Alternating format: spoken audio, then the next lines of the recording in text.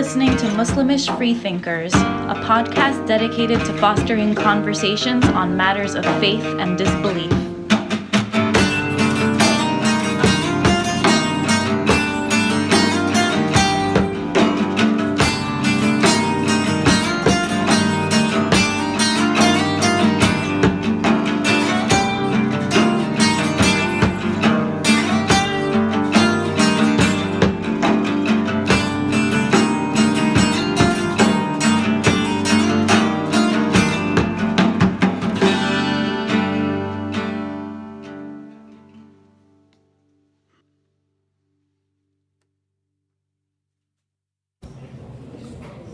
And welcome to Muslimish Dearborn Conference, Detroit Conference 2019 again. We appreciate your attendance, your patience.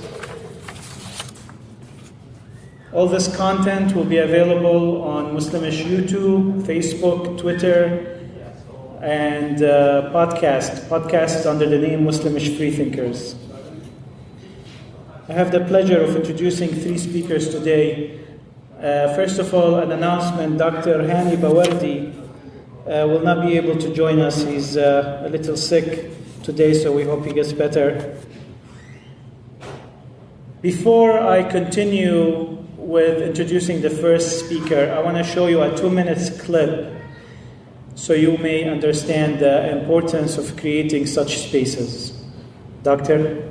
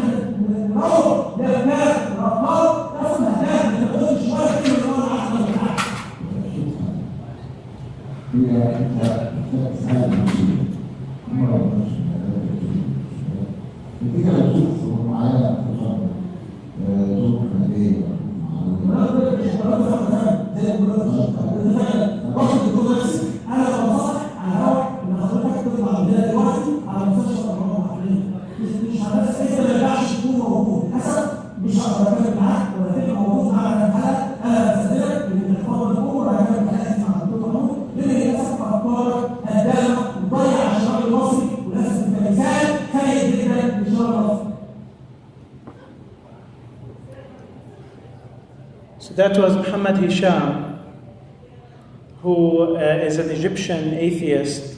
The first Egyptian atheist publicly declares himself as an atheist that goes on Egyptian TV. And you saw the reaction of this liberal TV station and the reaction of the scholar who was with him. This is pretty much typical reaction to atheism in most of the Middle East. It can be a little bit less than that, it can be a little bit more than that on the spectrum. In Saudi Arabia, they consider atheism as terrorism. Muhammad Hisham I'll tell you the story, and I wish one day he'll be here to tell you the story of what happened next. So after he left the studio and he went home, of course his family were going nuts on the fact that now people know, the whole Egypt know about him, and they're getting calls left and right, and they're trying to find excuses. They're worried about his life, yet they're very aggressive on him. They jailed him in his room, they beat him up, they prevented him from leaving his house, and if someone asks, they would tell him that he's not there. They were worried for his life. At the same time, they consider him that he has shamed the family and he has brought them, shame. Muhammad had to, after all this pressure, to pretend that he was not an atheist anymore and that he has went back to Islam. And then after a few months from there, he found a way to run away from Egypt, and he applied for asylum in Germany. This is the reaction of a lot of societies to a person basically expressing his own conviction or belief. So again, something I mentioned in the first section, I'm mentioning again. Muslimish is not an organization that has an ideology that's trying to push it. We're not trying to make anyone an atheist, and we're not trying to make any atheist a Muslim. We are an organization that creates a space where people can say their opinions and their beliefs and what they feel and what they think without getting humiliated or bullied or prosecuted or tortured. In your brochure, there are hashtags for a bunch of people that are currently under a lot of prosecution because of their belief or opinions. Without further ado, I would like to introduce the first speaker on a lighter note.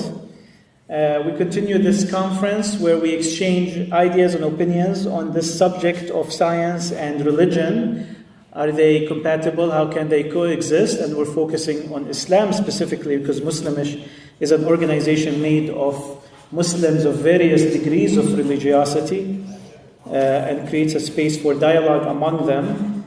Dr. Majid Hamadi is a human being. So listen to this. This is a little bit different, but he insisted that this is the way he's going to be introduced because it's part of his talk.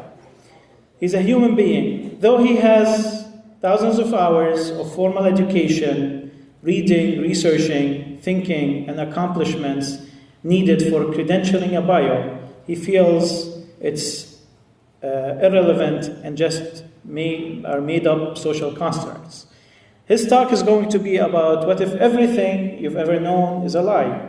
How do we construct our realities from a unique blend of science, emotions, culture, psychology, philosophy? His holistic approach is filled with perspective, balance, and wisdom. He has been one of my best friends, my dearest friends for decades. Introduced to you, Majid Hamadi.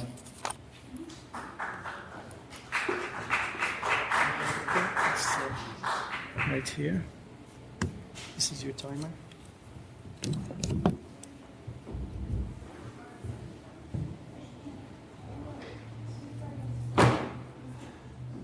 Good afternoon. Everybody's sleeping, so this is the wake-up session. No more boring PhDs. Last week, I had a meeting with a vocal Detroit musician who is a singer-songwriter who's been featured on many commercials and TV. And he's working on a project in Detroit that's very important and dear to me. And we met, to talk about the project and have a cup of coffee. So I sit down with him, and as I sit down, and he sits down, he tells me, my sister jumped off a 20-story building yesterday and killed herself.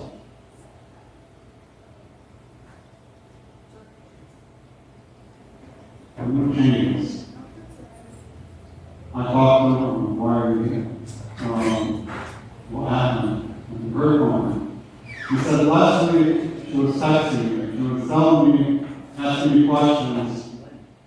asking me that when I'm on the other side, what can I do to come help you?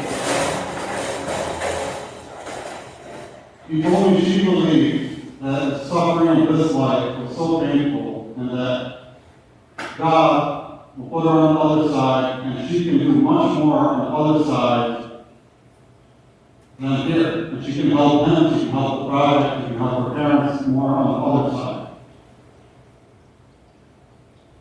So here is a belief causing somebody to take an action that is a permanent one. We speak a lot about beliefs in this meeting. We talk about evolution and science and what we think. But we never really analyze what is the belief. So this is what we're going to try to explore a little bit today. We're going to start with a funny video. We're going to change the mood on you again.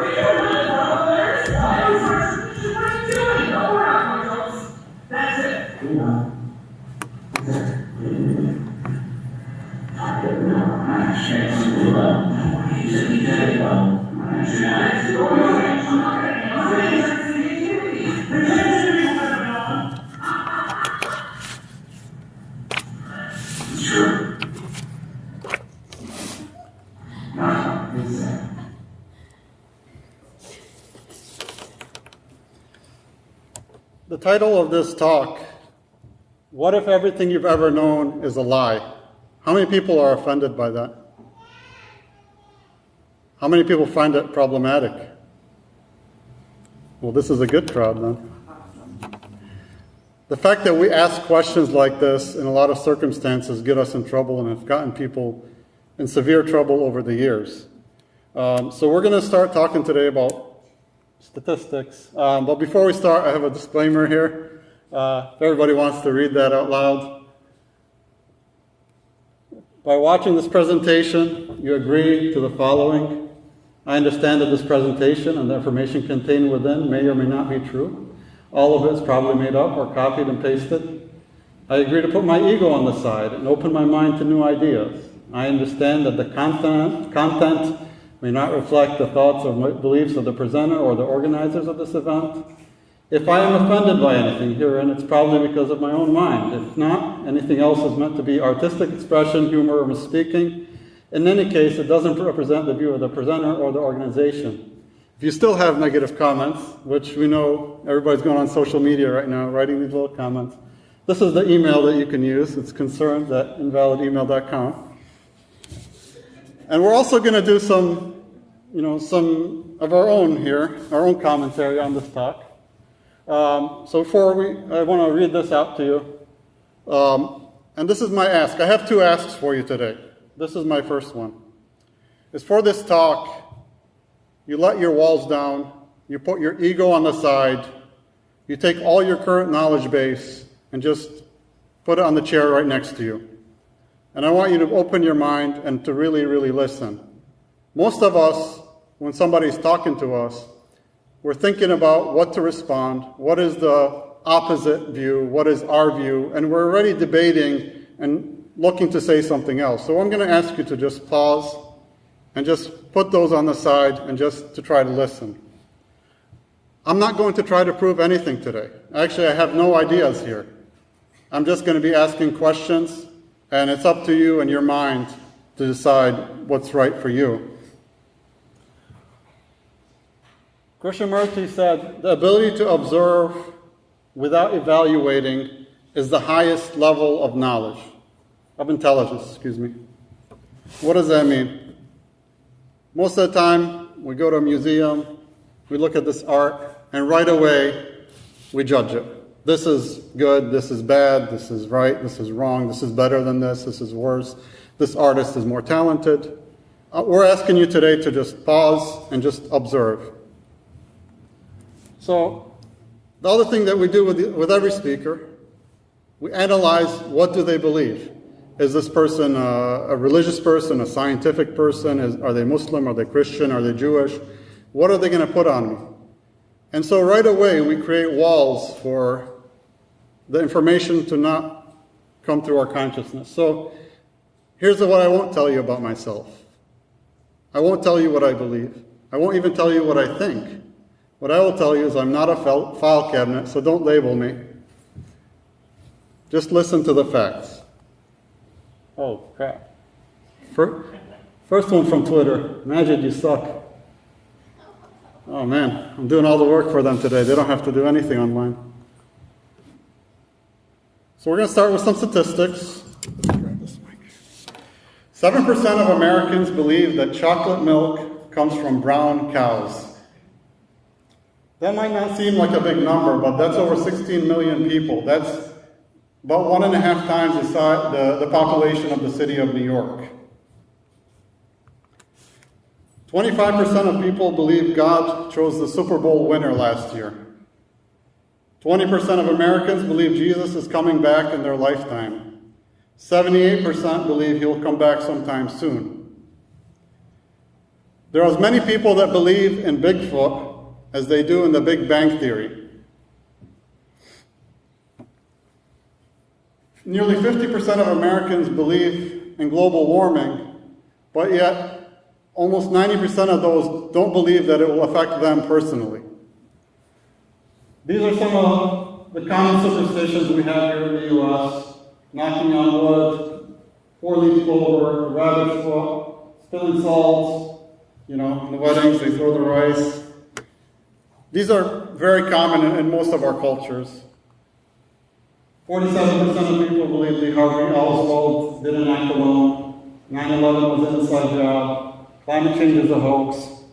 As you can see, there's a lot of beliefs.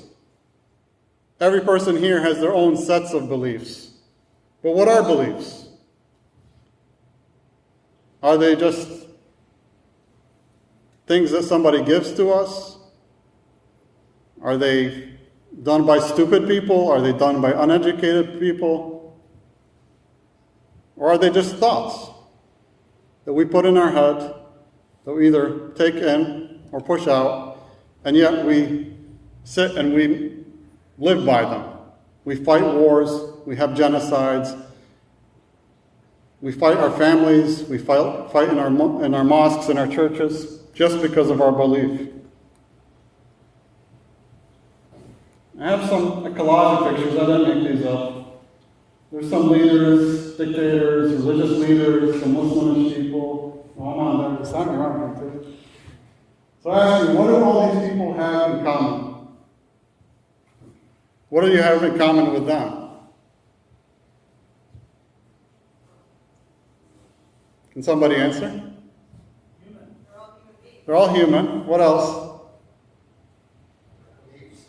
They have beliefs, and not only do they have beliefs, they have absolute beliefs. They have certainty. Some of these have been warriors of peace, created major organizations to help people. Some have created genocides, murder, division. Some have been great leaders, and some have been some of the people responsible most for all our pain in our lives. Yet, the one common thing they all believe, I am right, my religion is right, my belief is right, my ideology is right. So how could that be? Who knows what that number is? All the mathematicians in here. Donations to his son's organization? What is it? The population? Yes, it's 7.7 billion people. There are currently about 7.7 billion people. Yet you cannot find 2 people out of those 7.7 billion that share the same beliefs, preferences, and likes. So how can that be? How can 100% of us believe that our belief is superior and right, and yet we can't find 2 of us that believe the same exact thing? So what is the statistics on that? I mean, if we're looking at that, and you're having an argument at home with somebody and you believe you're fully right, well, probability is you're probably not. Yet nobody ever questions it. We believe. We're sitting here, we believe. We believe our view on religion, on God, on society, on politics is absolutely right, and there's no chance that it's wrong. So how can it be that 7.7 billion people believe that, and yet there's no two views that are exactly alike? So what does that tell us about our belief? Here's what my cousin says. Beliefs are like assholes. Everyone has one. The one way that, and actually this came from Wissam, and it made a big difference in my life, to observe the world through the eyes of an alien archaeologist that's coming onto Earth and doing a National Geographic documentary, observing the human being in their natural habitat, and trying to make and figure out what we're doing. So we're going to look at the brain a little bit, that we feel so strongly about. You know, we observe, we think, we logic things out, and then we feel it's so infallible. Like my brain is perfect, I observe perfectly, I think perfectly, my beliefs are perfect. So we're going to do some brain trickery here, and some of this may not work on the projector, but we'll try anyways. Can you count the black dots? Who can count the black dots? There are no black dots. This is your brain on drugs.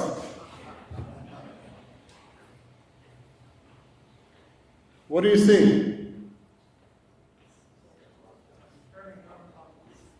You see some wheels turning. Actually, they're not turning. This is your brain making them turn.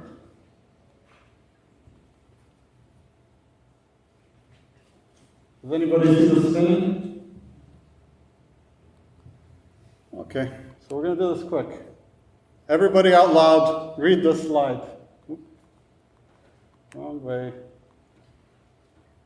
Read this out loud. What was it? Paris in the spring.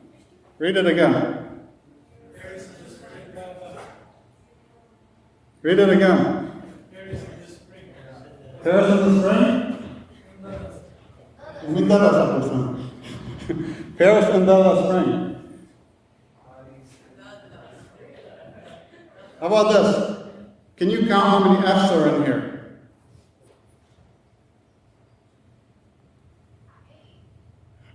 Who counted 3? 4? All right. We're going to do this quick. 5, 4, 3, 2, 1. How many F's? 3. 6, 4. We're all looking at the same thing. We all have studied English. We all can read. Yeah. We can't see the 6. Our brains just don't pick it up. How can that be? Our beliefs are so perfect. 7.71 billion beliefs. Even looking at it, and you're looking for F's, you can't see it.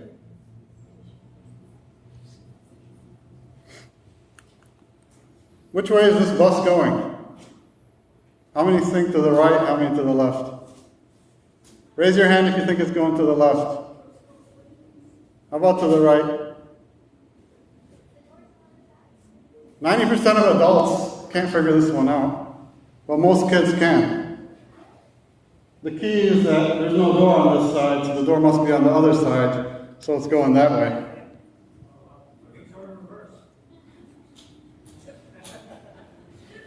Here, that's your answer for the reverse. More of these comments, social media. Our brain has over 200 known cognitive biases. Do people here know what that is? Do I need to read this? A cognitive bias is a systemic error in thinking that affects the decision and judgment that people make. Some of these biases are related to memory, observation, reasons, and they affect our decision making. The most common one is called confirmation bias. Confirmation bias is when you find people listening to information that they already believe in. And this has become very common in social media. We have our bubbles. We listen to our preachers, our politicians, and beliefs that we already believe in. So what happens is it just reinforces our beliefs rather than us being open-minded, learning, and picking up new information. If anybody here has ever been to a religious debate, you go see a Muslim debate an atheist. And what do you find? Half the room is a Muslim, half the room is an atheist. And yet, at the end of the talk, both sides think that their leader won the debate. And they feel more validated, more reinforced in their belief. 7.7 billion people, and no two beliefs are the same. You can find this online, but if you wanted to study more about the cognitive biases, this is a really good thing, and you can see all the different kinds of biases. One common one that's being used right now in algorithms is in shopping and Amazon. They can, by putting things on sale, make you buy the item. This is Dr. Elizabeth Loftus. She's a cognitive scientist and a law professor who has studied memory for more than 40 years. Her focus unfolds mostly in the courtroom. So what she did is she studied over 300 people that were put in jail. They thought they were guilty. Some of them spent over 30 years in jail. And then when they did the DNA studies, they found that nearly 75% of them were innocent strictly because of the other person's observation. Somebody was an eyewitness and labeled them wrong, and they spent 10, 20, 30 years in jail because of somebody else's belief in themselves. So why is belief and questioning belief so important? I mean, we're affecting lives. We have genocides. We have depressions, abuse, religious fundamentalism. We have relationship issues. We fight with our kids. We have problems in our educational systems, all because there are varying different opinions and different beliefs. 7.7 billion people on earth, and not two believe the same thing, and yet 100% of us believe we're right. Says, if I learned anything from my decades working on these problems, it's this. It's just because somebody tells you something, and they say it with a lot of confidence, detail, and emotion, does not mean that it's really happened. We can't reliably distinguish true memories from false memories. We need independent corroboration. She said, what studies are showing is that when you feed people misinformation about some experiences they may have had, you can distort, contaminate, or change their memories out in the world. Misinformation is everywhere. Look at what's happening now in the media. Fake news, clicks, and everything else going on. So what is a belief? Is it nothing but a thought? When does it become a belief? And who gives it that energy to be a belief? A belief is just a thought. It's you. It's your brain that gives it the energy to make it into a belief. Nobody else. You can choose to go to that table and say, oh, hummus is disgusting. I don't believe in eating hummus. Or you can go to the tabbouleh and say, oh, I love tabbouleh. I believe every human being should eat tabbouleh breakfast, lunch, and dinner. Who made that up? You either picked that up from your parents, your preachers, your teachers, your mothers, your fathers, your grandparents, or you made it up. Belief is a thought that you give energy to. Yet scientists think that the average person thinks anywhere from 60 to 80,000 thoughts a day. 60 to 80,000 thoughts a day, but yet we don't necessarily believe in them. We just choose to make certain things to be our belief. We identify with them. We name ourselves. I am a person from Detroit. I am a Muslim. I am a Christian. I am Palestinian. I am Lebanese. I am Indian. I root for the Lions. These are all shaped by our beliefs. We fight religious wars. We go into our families and we have Shia-Sunni conflicts, and I'm Irish and I'm British and I'm Chinese. Why? Because of a belief that we hold.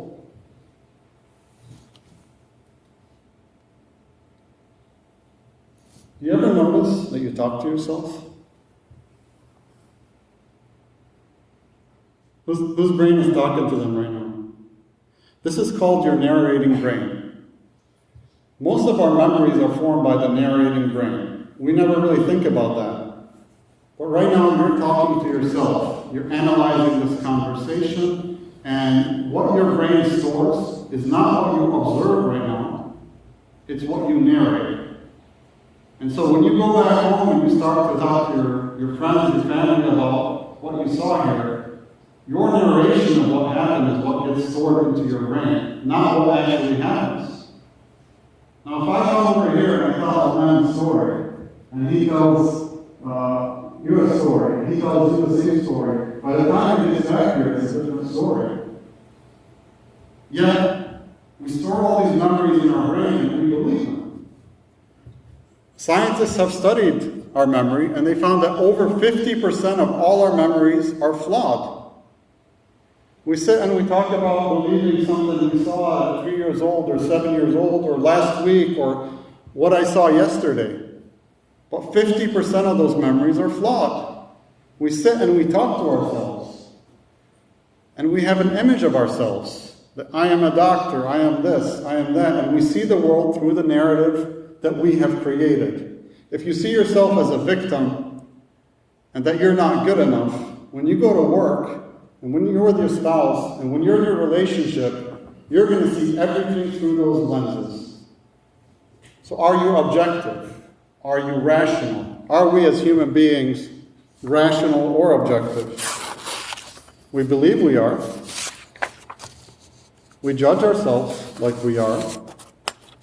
But how many people believe that we are rational? All of us. We operate in society as if we're rational, but yet the science doesn't show it. We make up almost everything that we see, everything that we hear. Our brain is limited. We have a lot of fallacies. Our eyes can only observe certain wavelengths. Our ears can only hear certain things. And yet, we all think we're perfect. We see the world through our lenses and through our narratives.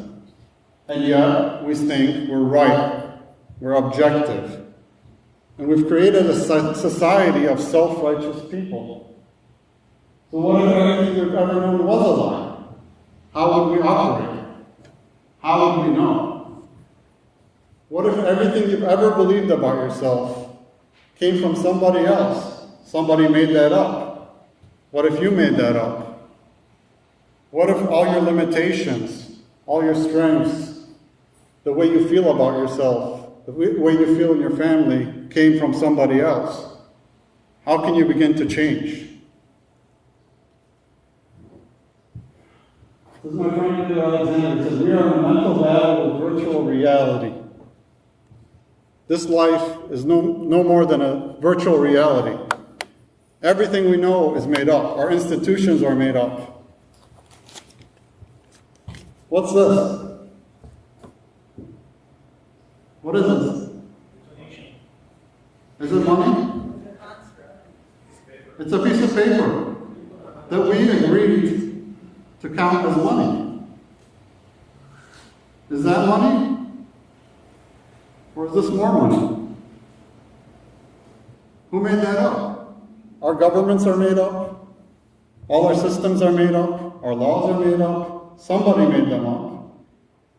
It's when we believe in them, that's when it gives it its energy.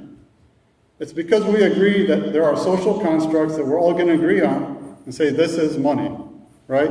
If an alien species came and looked at us, they'd be like, what is this? Why are they trading paper? What is this? But the rest of our constructs are very similar. Our own governments only exist because we believe they exist. All our borders are made up.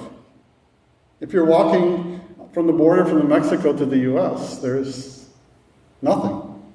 Or maybe a wall. A very big one. Oh, no, I'm trash. Great. I hope I got it. Nice people. They believe. This is a chart of the number of people that have died in world wars and other wars. World War II was, the top winner. Over 70 million people. And all these wars combined, there's probably over 200 or 300 million people that have died. All because of belief. All because of the strong beliefs of leaders and ourselves. But nobody questions, what if I'm wrong? This number, 200-300 million, is not just the deaths. Look at how many other people would have been affected by that. Look at the mothers and fathers. Look at how many people have lost limbs. And how the society would have been affected. Billions of people affected because of a belief. Yet nobody questions their belief. Even when they question and they change religion, they go from a Muslim to an atheist, now they're stuck in another religion. And yet we believe. Those who cannot learn from history are doomed to repeat it. We do not look at our history, and we don't know it. Oh, look, some social media. Can you play that with some? Yeah. So we're moving forward. We have a new religion now. It's called social media. And this is... So I'm right and hope I was 75. So I am a MBA grad from Villanova. I love cats. I just started being with them. I love cats. I love pretty cats.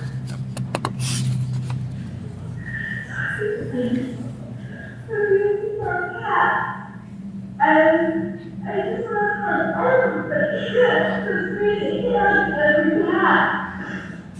But I didn't work, so I wanted to.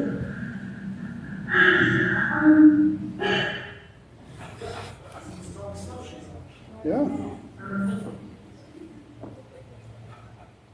This is what we're seeing now every day. These kind of things on social media. This is almost our new religion. Einstein said, as a human being, you have no choice about the facts that you need a philosophy. Your only choice is whether you define your philosophy by a conscious, rational, disciplined process of thought and structurally logical deliberation. Or you let your subconscious accumulate a junk heap of unwarranted conclusions, false generalizations, undefined contradictions, undigested slogans, undefined words, doubts and fears thrown together by chance, but integrated by your subconscious into a kind of moral philosophy infused into a single solid weight self-doubt, like a ball and chain in the place where your mind's wings should have grown. The temple says contradictions lead to destruction. The amount of destruction is relative to the contradictions. We sit here and we talk as if we're perfect, as if we're intelligent, we're doctors, we're learners, we're religious people. And yet, we hide the fact that we're all struggling inside, that there's real suffering happening in our society. Yet we don't sit and question our beliefs. We see the world through these lenses, but we ignore what's inside. We ignore what we see. We let our beliefs blind us to our truths. And yet we suffer, and we ignore, and we suffer, and we make other people suffer. We don't realize that when a person is out in the world screaming that they may have childhood issues, abuse issues, They're just unhappy, yet they're sitting and pushing the rhetoric, the politics, changing your life, making you miserable. Why? Because they don't want to question their own beliefs. They don't want to do the hard work of going inside. Technology is changing so much. In the last 10, 20 years, it's grown exponentially. Yet we haven't adjusted as a society. We haven't adapted the policies and procedures to adapt to ever-changing technology. So what's happening? It's creating conflict. People are tired. People are on social media being bullied left and right. They're being attacked. They don't know what to believe. You can make a fake documentary on YouTube in 2 seconds and people believe in a flat earth. We don't question our sources. We have no way of knowing what's right and what's wrong. And yet, we believe. So, this one's for you. Okay. We have the revolution in Lebanon right now, and this is our source here. Our knowledge source.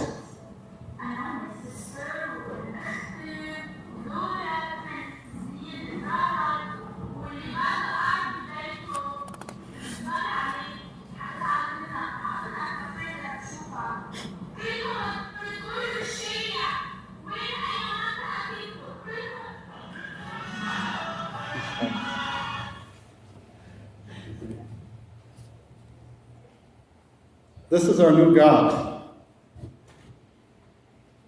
This is our reward system. This is what we believe in now. We become consumers of our own self-images. We create social media profiles that are fake. We put our best of our best of our best pictures, and we put them on Instagram and Facebook, and we want the world to think, this is me. Yet deep inside, we struggle, we're miserable, and we take it out on everybody. You know? In the old days, people used to cheer on us as their heroes. Became this, became these. And they all believed. And this is a result of us not questioning our belief. We've become extremely isolated. We no longer see other people in their humanity. We're blocked by a screen, and we've lost our empathy. Nobody in here thinks that there's somebody else on the other side with emotions, with families, with kids. We don't care who we hurt. We cyberbully left and right with no consequence. If this was done in school, they would punish them. They would have a system in place to handle the cyberbullying. Yet in our society today, we do nothing. This is okay. This is what we see every day. And yet we believe. In the old days, or even in the religious days, you'd find people with self-righteous behavior. They believe, I am 100% right, and you are 100% wrong. These are some of the characteristics of somebody who you would consider a self-righteous person. Everybody here has one in their family. You might be one yourself. You think you're right and everybody else is wrong. But in the new age, this absolutism, we see it in social justice, we see it in our politics, we see it everywhere. What is the basis for it? I am right and you are wrong. And yet we've moved to a direction where instead of looking at what's in front of us, we look at who is the loudest, who has attention, who has more likes, and yet we're changing lives, we're changing the direction of our society based on some thoughts from who is loudest. And we have no solutions, only problems. And yet we find ourselves as human beings lost with no direction, no balance. So my first ask of you today was to have an open mind. This is my second ask. Pause. If you find yourself emotional, that you have very strong beliefs, that you want to hurt somebody, that you want to create a change, you want to hurt whoever's on the other side, you want to destroy them, pause. Just pause. Put yourself in somebody else's shoes and maybe argue on their behalf in your own mind, and maybe meet them in a coffee shop, and maybe you won't believe that you should hurt them. Ask yourself, what if there's a 1% probability that I'm wrong? Expand. What if there's a 5% probability that I'm wrong? And play a lawyer, right? If you're a lawyer, and whether you're a prosecutor or you're a defendant, what happens? You have a person there, they accuse them of something, and you either have to find them innocent or find them guilty. And that's what our brain does. This is our belief. The evidence doesn't matter, it's the belief. Again, 7.7 billion people, and no two people believe the same thing. Thank you.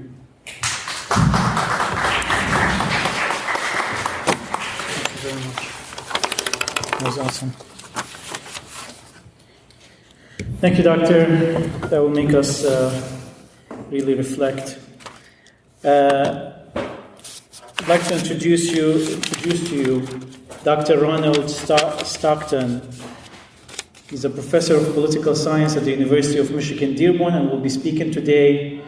The talk will focus upon the famous Scopes trial on teaching evolution and will introduce contemporary public opinion data.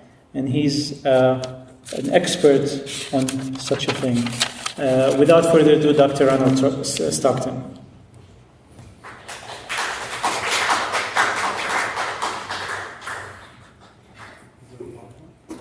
No. Thank you, Doctor. Thank you.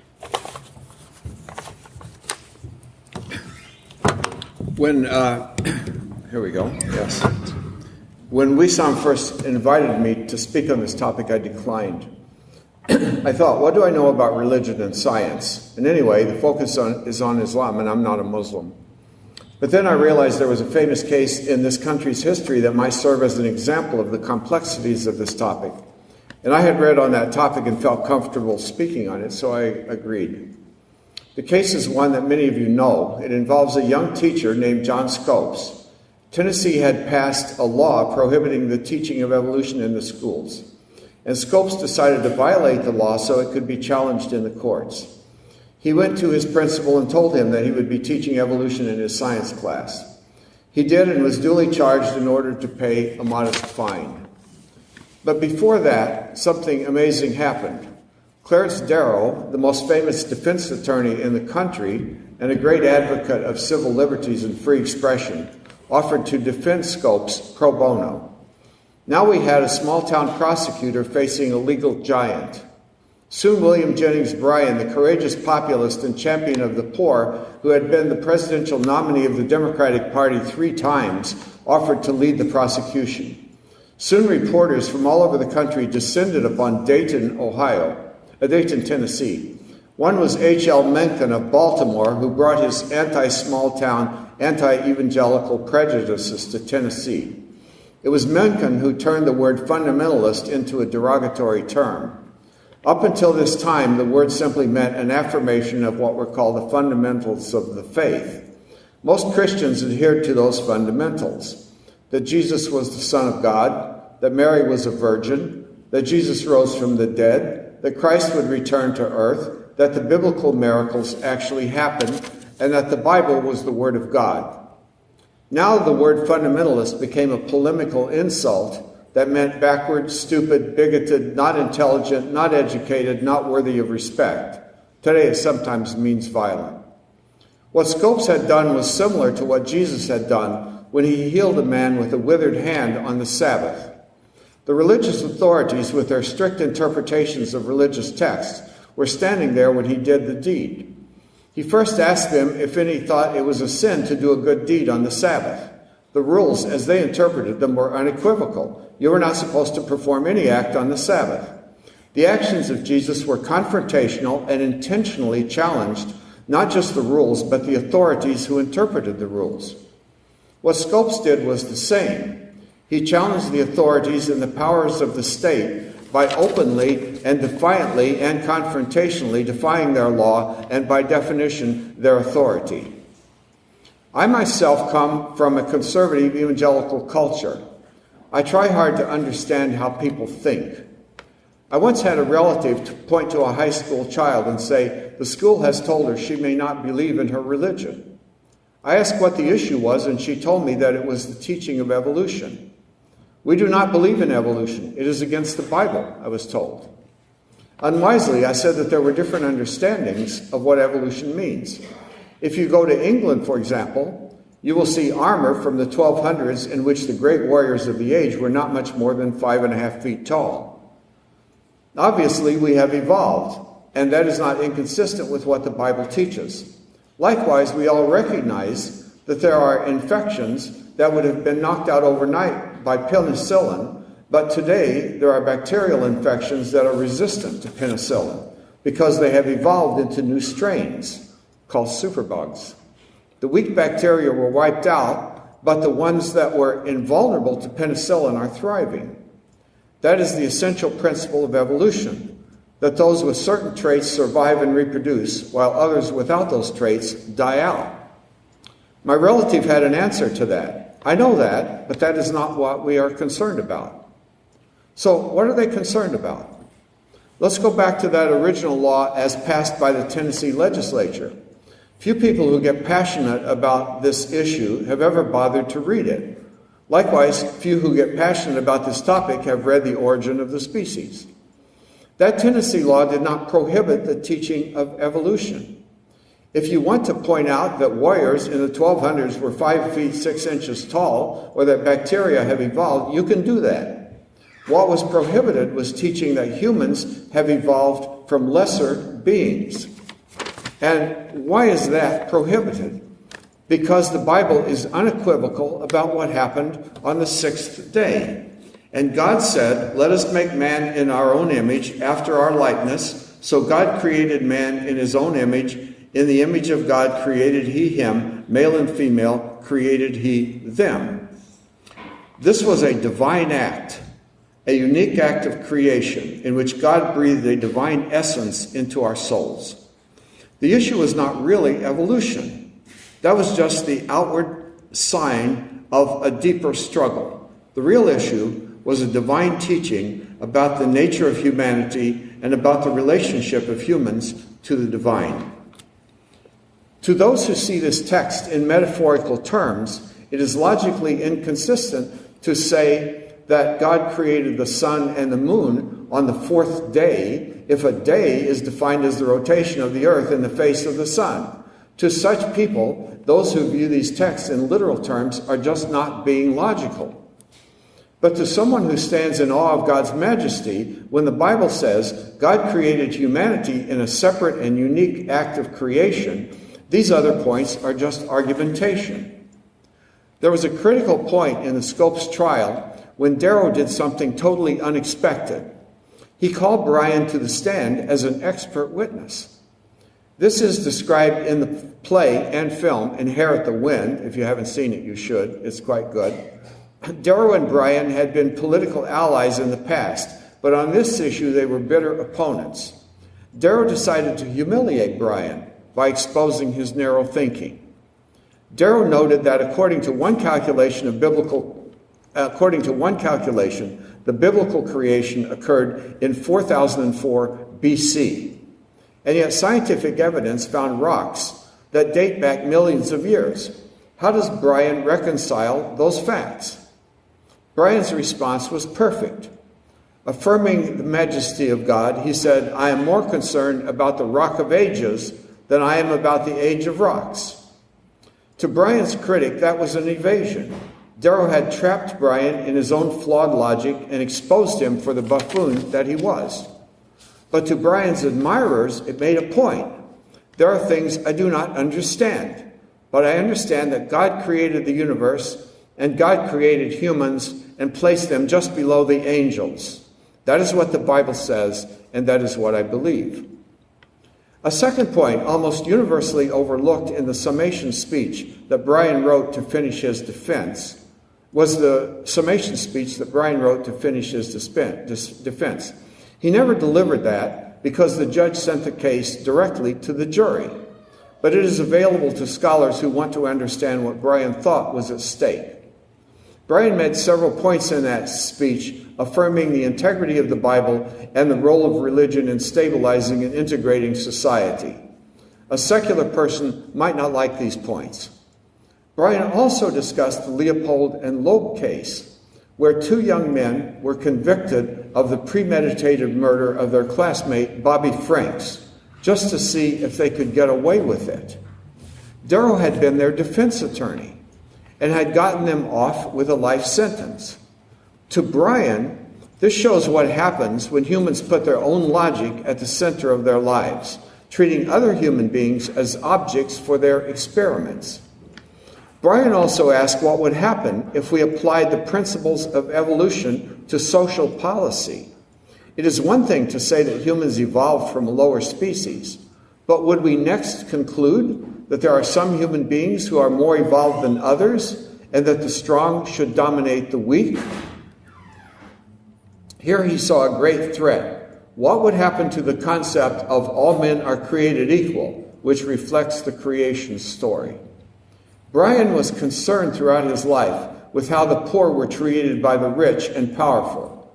But when I discuss this in class, I sometimes tell my students that Brian did not know it, but he was trying to head off the Holocaust. If some people are superior and others are inferior, then for the good of society it is logical that we eliminate those who are inferior. Now I have another family story. When my wife was in her young 30s, she decided to retrain as a physical therapist. She enrolled in Wayne State University and began to take some science courses needed to apply for the physical therapy program. One was a general course in biology. The professor was a young woman, pretty, blonde, well-educated, impressive in many ways. But she would often make statements that seemed intended to offend rather than educate. In lecturing on evolution, she told students that this was science and the creation story was fiction and superstition. On another occasion, she told students that there was no evidence that God existed and they should stop being anti-intellectual. These comments were totally off the syllabus and well beyond her expertise. She was not educating these students with serious discussions, but was confronting them, insulting them, and abusing her position. In the Detroit area, many people, African Americans, poor whites, and others, are hanging on by their fingernails. It is often the church that gives them values, encourages them to pursue education, and keeps them focused. It is a serious offense to undermine what is contributing to their success by expressing contempt for their essential value systems. When we look back at the Scopes trial and the debate over Darwin and evolution, we need to remember two things. First, at the core of the dispute was not evolution, but what values children were going to be taught in school. The second point is that this was a struggle between privileged elites and marginalized populations. The educated urban classes who monopolized much of the wealth and power in society had seized control of the structures of society, especially the schools, and were trying to impose their values upon less educated, less privileged, marginalized people. In his summation speech in Dayton, Brian said there were 5,000 scientists in the country. He cited members of a professional association. Half of these people are secular in their religious beliefs. He might also have said, they don't live among us, they don't know us, they don't respect us, they are hostile to our religion and our cultural values, and they have contempt for us. Ouch. This is a struggle that has not ended. References to the deplorables or the use of terms such as rednecks, fundies, hillbillies, trailer trash, and yokels reflect the entitlement of the privileged classes and their use of their privilege to denigrate the marginalized classes and religio-cultural groups in society. In his summation, Brian said that Christians are not opposed to science. Christians respect science. Christian scientists have made great contributions and will make more. but they want their beliefs to be respected. Let's move out of the past and into the present. Back in 2015, the Pew Research Center did a national public opinion poll on these issues. They asked people whether they thought humans have existed in their present form since the beginning of time, or have they evolved. This produced some interesting findings, and I passed out a data sheet there so you don't have to pay attention to the numbers I'm reading. Most Americans think we have evolved over time, 65% to 31%, basically think we've changed in some fundamental way.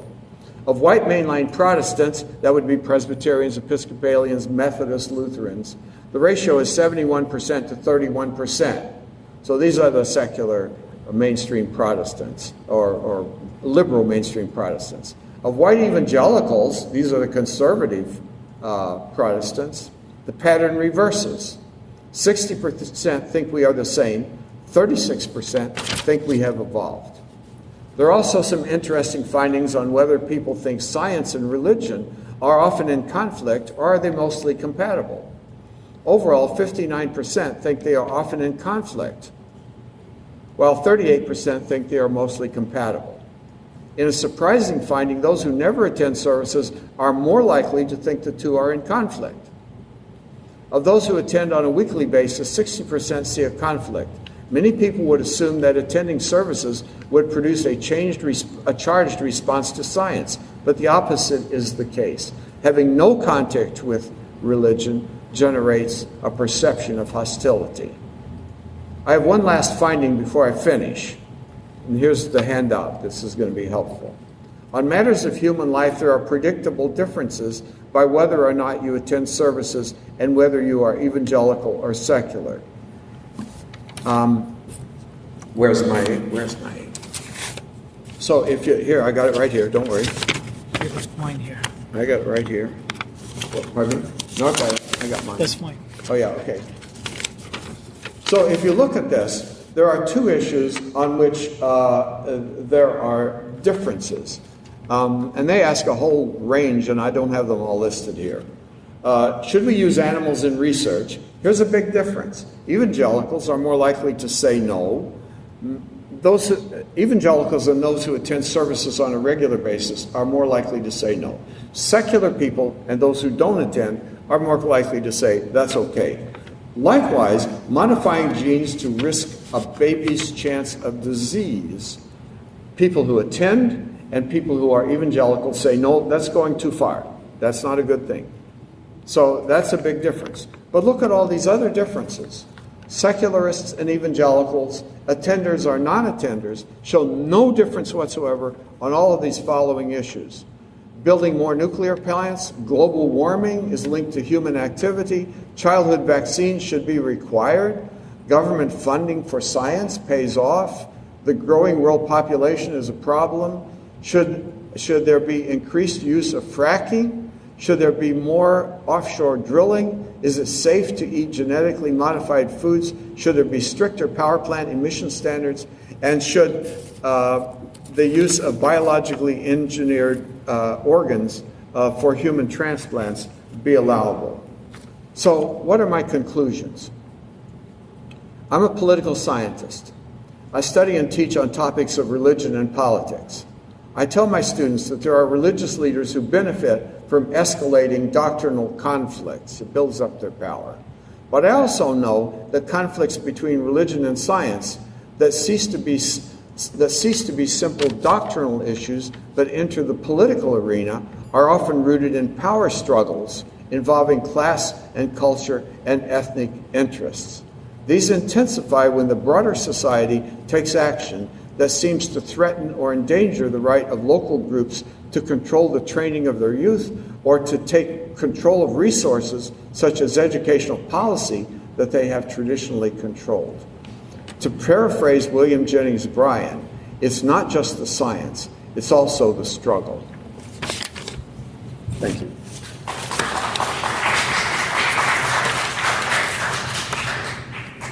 I have some time for questions, right?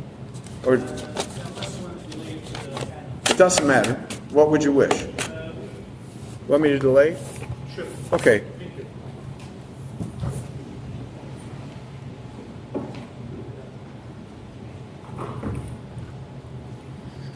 Thank you, Doctor.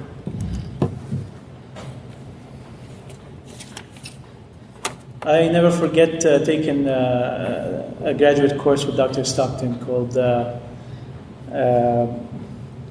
Religion and Society.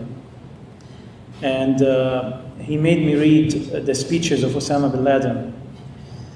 And I would never have searched the speeches of Osama bin Laden online because I don't want to be visited by the FBI. But I had a proof or excuse at that time.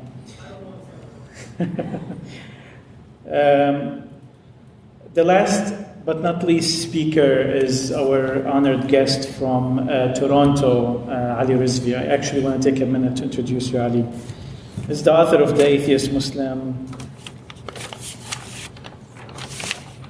physician, writer, scientist. He's an author of The Atheist Muslim Journey for Religion and Reason, and a co-host of the popular podcast Secular Jihadist for a Muslim Enlightenment. He grew up in Saudi Arabia, Pakistan, and Libya, and now lives in Toronto. Buy the book and subscribe to the podcast. Really, it's a very interesting podcast. Guys, I wanna share something with you to understand, and permit me, Ali, to share this, to understand how alive is the struggle of freedom of speech, even in this country, which guarantees freedom of speech, and the importance of our work trying to break taboos and create an environment of sharing and an environment of dialogue, a safe environment for dialogue. The museum has shared with me that they actually have gotten a kind of a complaint letter about Ali Rizvi, and they got more information from me about the speaker because they have an anti-bias policy and they want to make sure that we are following their anti-bias policy. But allow me to share some of the attacks that we're attacked with. So first of all, we're attacked as an atheist organization. We are not an atheist organization. We're an organization that allows dialogue. But because you allow an atheist to speak, you are attacked with that, although it's not an attack in itself. We're attacked as an anti-Muslim. How can we be anti-Muslim when we are Muslim? We just want to add the ishness to it to give us the freedom of thought within it. Like Ibrahim says, he was one of the organizers of Muslimish in Toronto, and he happens to be at the end of the spectrum, so he's a former Muslim. He says, I'm not a Muslim. If someone asks me if you're a Muslim, I'm not a Muslim. But if someone is taking Muslims to concentration camps, then I'm a Muslim. So we do belong to Islam, no matter how our interpretation of the faith is, no matter how much we believe in it. At the end of the day, we also, identify with it, at least culturally. And Ali Rizvi was attacked in so many different attacks that were all non-justified. I'm not going to go through them, but I just want to tell you that there is even attempts to silence us over here. When Muslimish was found, the first president who was elected to Muslim was a Muslim. He was a principal of an Islamic school. We always have imams and people who academically represent the Islamic point of view in our discussions. We try to be as fair as we can and bringing all spectrum of belief. So your presence here is support of this work and is very important. I have a good announcement to make. I'll make it afterwards when we start the panel discussion. With no further ado, Ali Rizvi.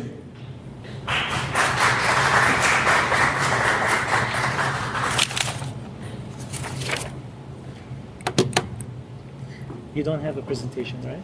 Okay. Thank you, Ali.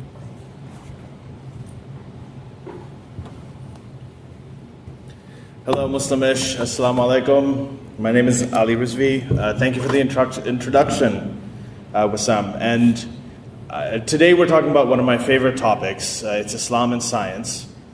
This is the main reason when I was raised in a Shia Muslim family, one of my biggest interests was in science. I eventually went to graduate school for biochemistry. I became a physician. I earned my residency in pathology, did a fellowship in cancer pathology. So I've been in science for decades now.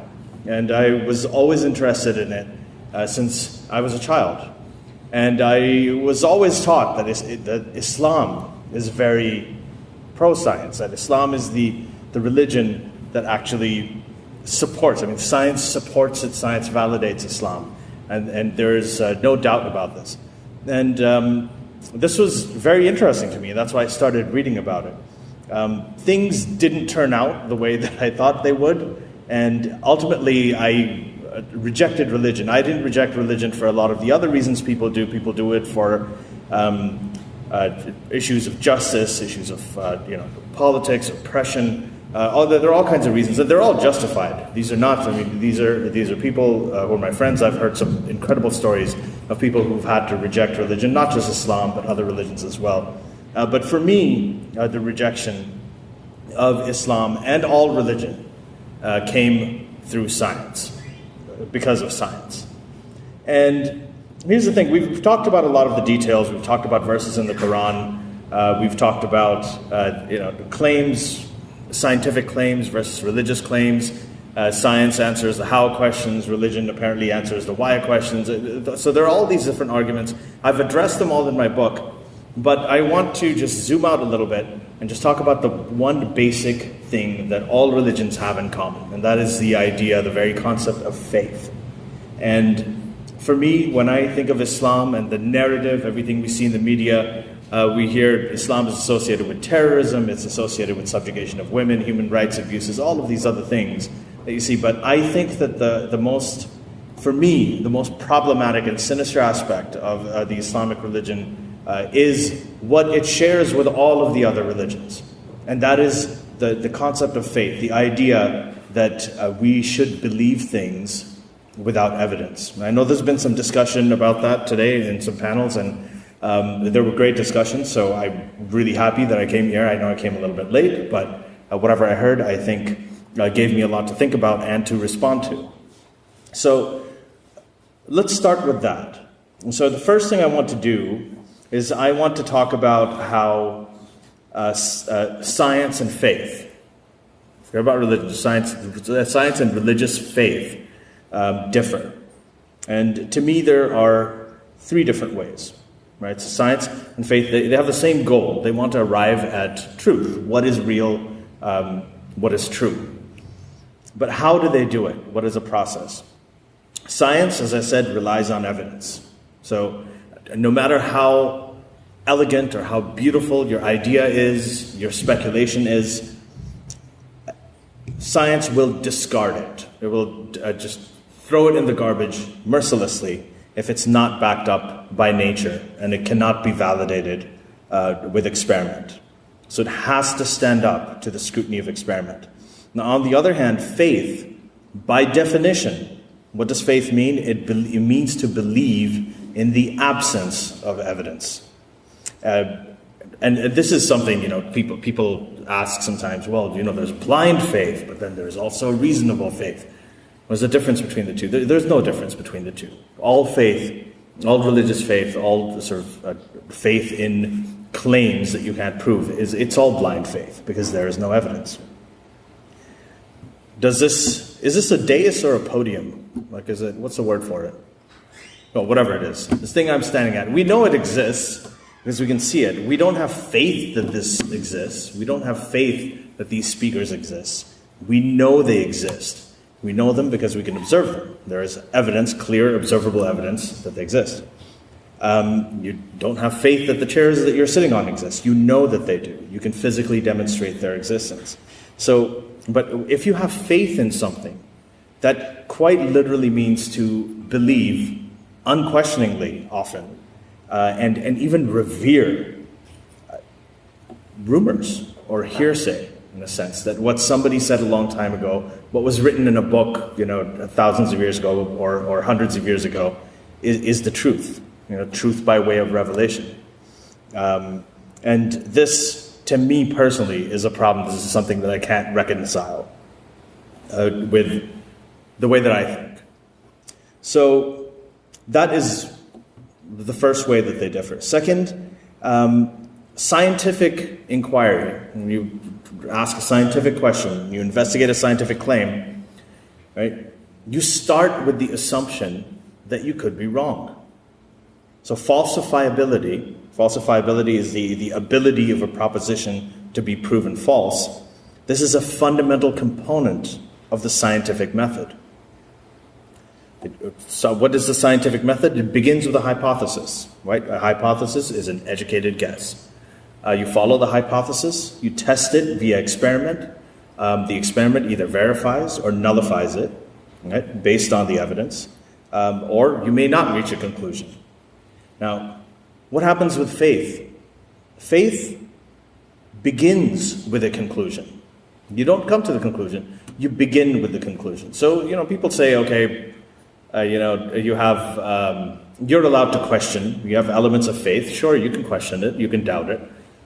You can doubt it, and you can look for evidence for it. But ultimately, there is a conclusion there. You can say it's not there, but it's there. Examples of these conclusions that we start with, these preconceptions: Jesus is the Son of God. That is your belief. Muhammad is Allah's messenger. Right? The Quran is the word of Allah. So once you believe these things, then you can go ahead and investigate them, but you usually never question that, the Quran is the word of Allah or Muhammad is his messenger. Eventually, you go backwards from the conclusion, you pick out the evidence that supports your conclusion, and then you arrive at the same conclusion. It's very circular. So this is something that I saw a lot in practice when I was growing up, and I had some of my best teachers, and I still have good relationships with them. Most inspiring teachers were religious people. My physics teacher was also my Islamic studies teacher when I was growing up in Pakistan. So we always used to have these discussions, and he still, to this day, had a great impact on me just because he made me think. He knows the conclusion I reached, and he's very comfortable with it. He disagrees, but he does. And this is the one thing that we were always at loggerheads about. So the third point, the difference between science and faith, is science is not only open to innovation or modification or evolution of its ideas, but it thrives on them. That's what the heart of science is. And here's one place where I want to quote Penn Jillette. If you're familiar with Penn Jillette, he is a magician, and he's also a famed skeptic and an atheist activist. And he has pointed out that in the past, you had the agricultural revolution, you had the industrial revolution, you had all of these religions and power systems, but the scientific revolution was unique in that it was driven by three simple words: I don't know. That was it. This, I don't know. You started with that. You started with a hypothesis. You want to investigate it. I don't know what the answer is. I'm going to find out. I'm going to go question it. I may experiment and I may look at it for years and years and years, but I may still not reach a conclusion. And then I don't have to make up any answers. I can just say, I don't know, and the work will continue. That is something that no previous revolution, no previous power system, no religion, no political power system had ever said before. So this is another thing, that science thrives on innovation. It thrives actually in a way on ignorance and openness. We had a discussion here. I mean, the panel that you were on, sir, it was about we talked about how science can be misused, and people use consensus as authority, and that a lot of that is true. There are a lot of problems in science. There are reproducibility problems, but how do you fix those problems in science? With science. Right? What do you do if you have a problem with, okay, this study, I don't know if this study is accurate, it's not really working out in practice. You go and you do reproducibility studies. Other people do the same study in different places under different circumstances, and they come up with their conclusions. And with eventually the food pyramid and those examples that were given, eventually those views evolve. Nobody is called a heretic, right, for it. Yes, there is social pressure. Yes, there are people who write and they complained about Einstein's photoelectric effect. But nobody called for him to be hanged. At least the scientific community didn't. The Catholic Church may have persecuted Galileo, but his fellow scientists, they didn't. You may have opinions, but you're not going to persecute or actually harm somebody just because they think differently. The debate is always vibrant, it can be heated, but it doesn't result in the kind of, it doesn't produce the same kind of results that religious conflicts, for example, show. So, yes, innovation and modification and evolution are at the heart of the scientific method. But faith, and particularly Abrahamic faith, including Islam, is fundamentally characterized by infallibility of the prophet, divinity of the scripture, immutability of the holy text. God himself protects the scripture. Historically, those people who have challenged, right, these ideas, these precepts, what have they been called? They've been called heretics, they've been called blasphemers, they've been called apostates, and what has happened to them? They've paid in horrific ways for their digressions throughout history. Right? So, again, can't stress this enough. Critical scrutiny and skepticism are at the very heart of what drives science forward, and it has worked.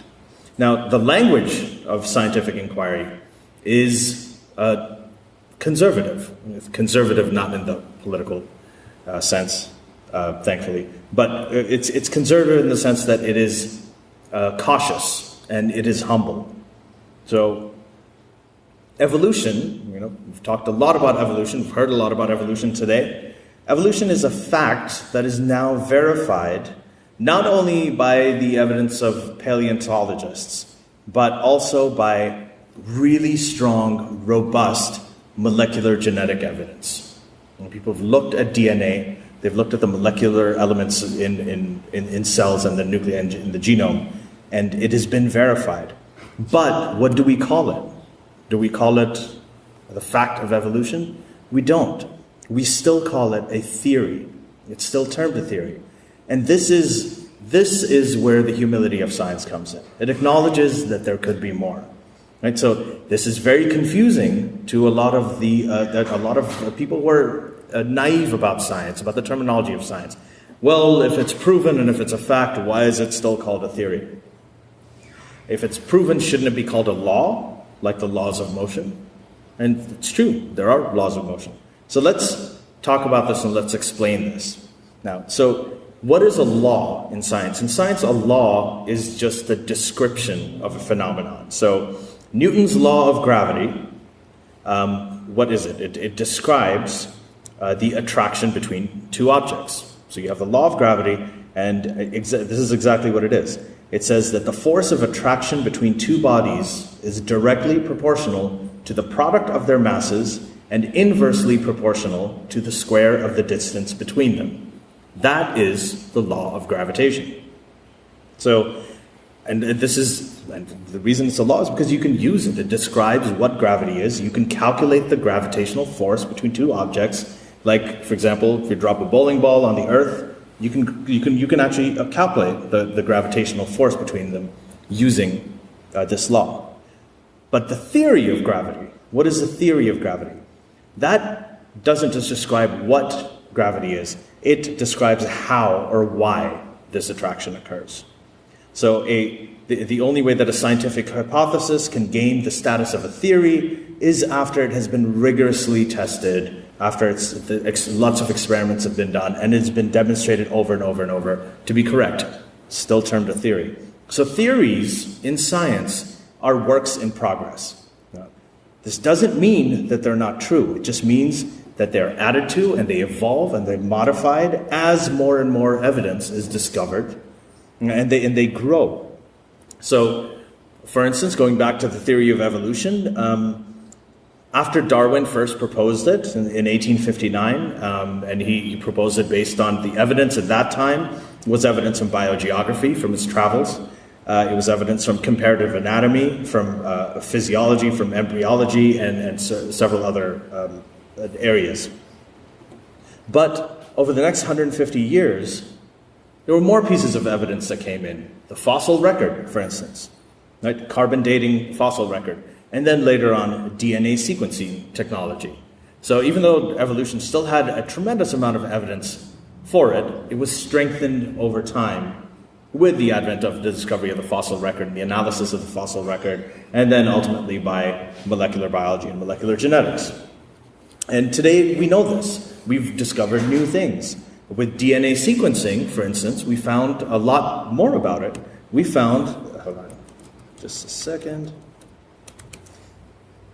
We found that the relationships, the evolutionary relationships among living species shows that we're very, very closely related to each other when it comes to our genomes.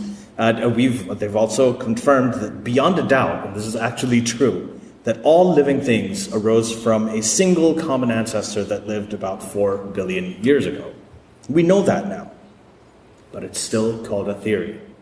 The theory of gravity, similar kind of trajectory. Newton's theory of gravity, that provided, and the laws of motion, provided us calculations that helped us eventually get to the moon. But they weren't completely correct. Eventually, at that time people knew about Einstein and his theory of relativity, but Einstein's theory of general relativity is the theory of gravity that we use today, right? So it evolved over time, still called a theory. Now faith with claims of absolute truth, right? It doesn't have the kind of humility. It doesn't use words like theory, could be wrong, let's see what we can add to it. No, you're going to add something to it, you're going to get executed. Or you're going to get thrown in jail, even today, unfortunately. So faith has claims of absolute truth and immutable texts, and it has deemed them historically unquestionable in so many occasions. So, that it doesn't work. You can't, people say, you can't pray a rocket into space, right? It's by Richard Dawkins, the evolutionary biologist, and he's also an atheist activist and writer. He said, if you base medicine on science, you cure people. If you base the design of planes on science, they fly. If you base the design of rockets on science, they reach the moon. And these are not things that you can do with religious claims.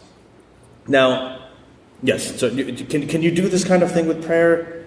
Not really. Even the most religious people I know, right, would easily choose medicine over prayer if they were told to pick one. If we told them you have to choose, your kid is choking on something, or you're having a heart attack, or somebody has a cancer and they need therapy for it, what do you do? What are you going to choose? You can go with exclusively prayer and religious. You can go with religious revelations that you believe are true, or you can go with medicine and science. Even the most religious people will. I shouldn't say 100%, because thanks to Maj's presentation about what percentage of people believe all kinds of ludicrous things. Chocolate milk from brown cows. I mean, there are people who believe that, so I'm not going to make to say 100%. But yes, most people, even the most religious ones, will choose science over prayer and over faith every time. And even religious people, they value evidence-based belief. They value it for everything except for their faith. And it's strange. I mean, George Carlin, this quote was attributed to George Carlin. I don't think he actually said it, but it's a great quote. He said, "Tell people there's an invisible man in the sky who created the universe, and the vast majority will believe you. Tell them the paint is wet, and they have to touch it to be sure." And that pretty much summarizes it. So many people, they'll mock each other. They'll mock others. They'll say, evolution, where's the evidence? Climate change, show me the evidence. What all these scientific claims you're making, what is the evidence for the Big Bang Theory? Right? But when it comes to believing in angels, virgins giving birth, winged horses carrying prophets to heaven, resurrections from the dead, they don't ask for evidence for that. They just say, this is my faith. It's unshakable. They never apply the same kind of scrutiny. Even they apply scientific scrutiny to scientific claims, but they don't apply the same kind of scrutiny to religious claims. And religious claims, by the way, many of them, virgin birth, is a scientific claim. It's not a religious claim. And we'll get to that in a bit. So, they'll ask, well, can you disprove the existence of God or angels or winged horses? And of course, I can't disprove the existence of Zeus or Santa Claus either. None of us can. So, but that doesn't mean that those things are true or that they can be true. If it did, if the fact that you can't disprove things means that they must be real, then obviously there could be no end to what we all believe. So, as I was growing up and I was coming across these ideas and I was thinking about them, I was beginning to see that God was kind of a lazy answer. My family believed in God. A lot of my extended relatives and the immediate relatives still believe in God. Many of my friends are Muslims. And we've always had these discussions. It's just not something that I found stimulating. I always found it a little bit lazy.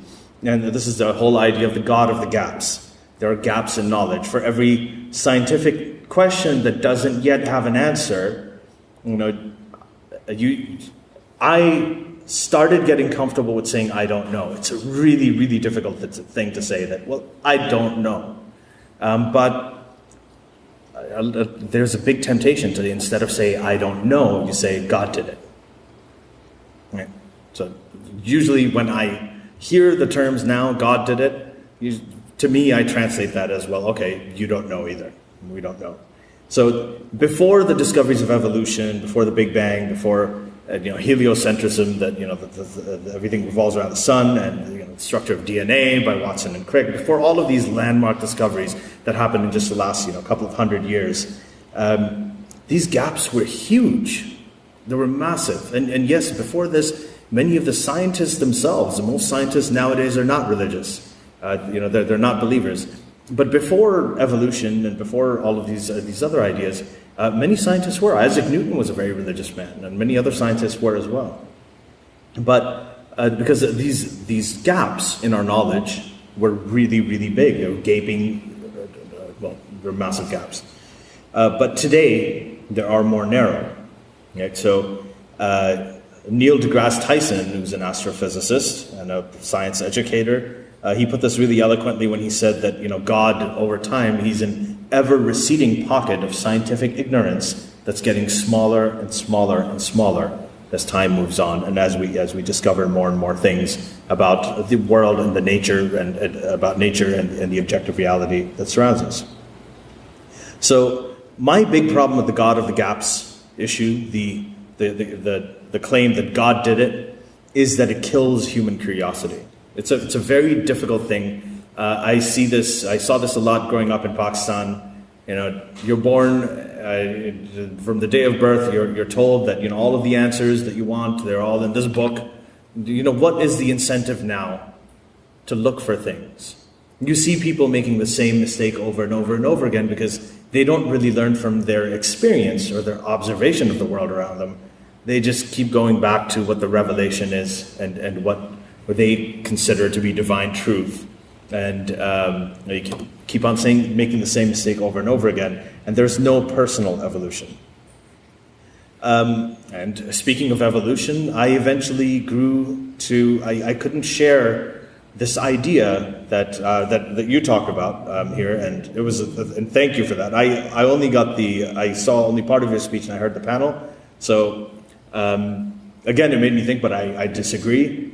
I can't reconcile faith with the reality of evolution anymore. This is something that I did think one of my sort of scientific heroes is a man named Francis Collins. Dr. Collins is, he was running the Human Genome Project for a time. He did a lot of work on the gene for cystic fibrosis, and he's a believer. So he's a phenomenal scientist. He was actually one of the consulting physicians for Christopher Hitchens. He was one of the most sort of guess one of the most militant anti-theists ever. And they became very good friends because he treated him when he was in his last stages of esophageal cancer. So Francis Collins, I still have a tremendous amount of respect for him. But he actually thinks that the theory of evolution and religion, in his case Christianity, are completely compatible. And this is also a view that has been, Stephen Jay Gould, he had the view of, he wrote about non-overlapping magisteria, the NOMA, as it's known, NOMA. And he said that because they dealt with different modes of inquiry, science deals with facts, and religion deals with values and spiritual meaning, there is no overlap. They can exist in their own spheres. Right? And it's a beautiful idea when you think about it, because who doesn't like coexistence? It's very nice. But that doesn't mean that it works. It doesn't work that way. Now, does science, and this is what I said, does science, the topic here is, can Islam and science coexist? It obviously does. We have Islam in the world, we have Muslims in the world, and we have science. The whole world runs according to science. They can clearly coexist. I just don't think that they're compatible. And I don't buy this NOMA idea or Francis Collins' belief anymore. Number one, because it's clear that many of the claims that are made by religion, right, again, creation of the universe, claimed by religion, virgins giving birth, Jesus being resurrected, animals that are, the big flood comes and a boat saved animals, and, no matter how metaphorical it is, all of these things are not religious claims. These are scientific claims. You can put them to the test, right?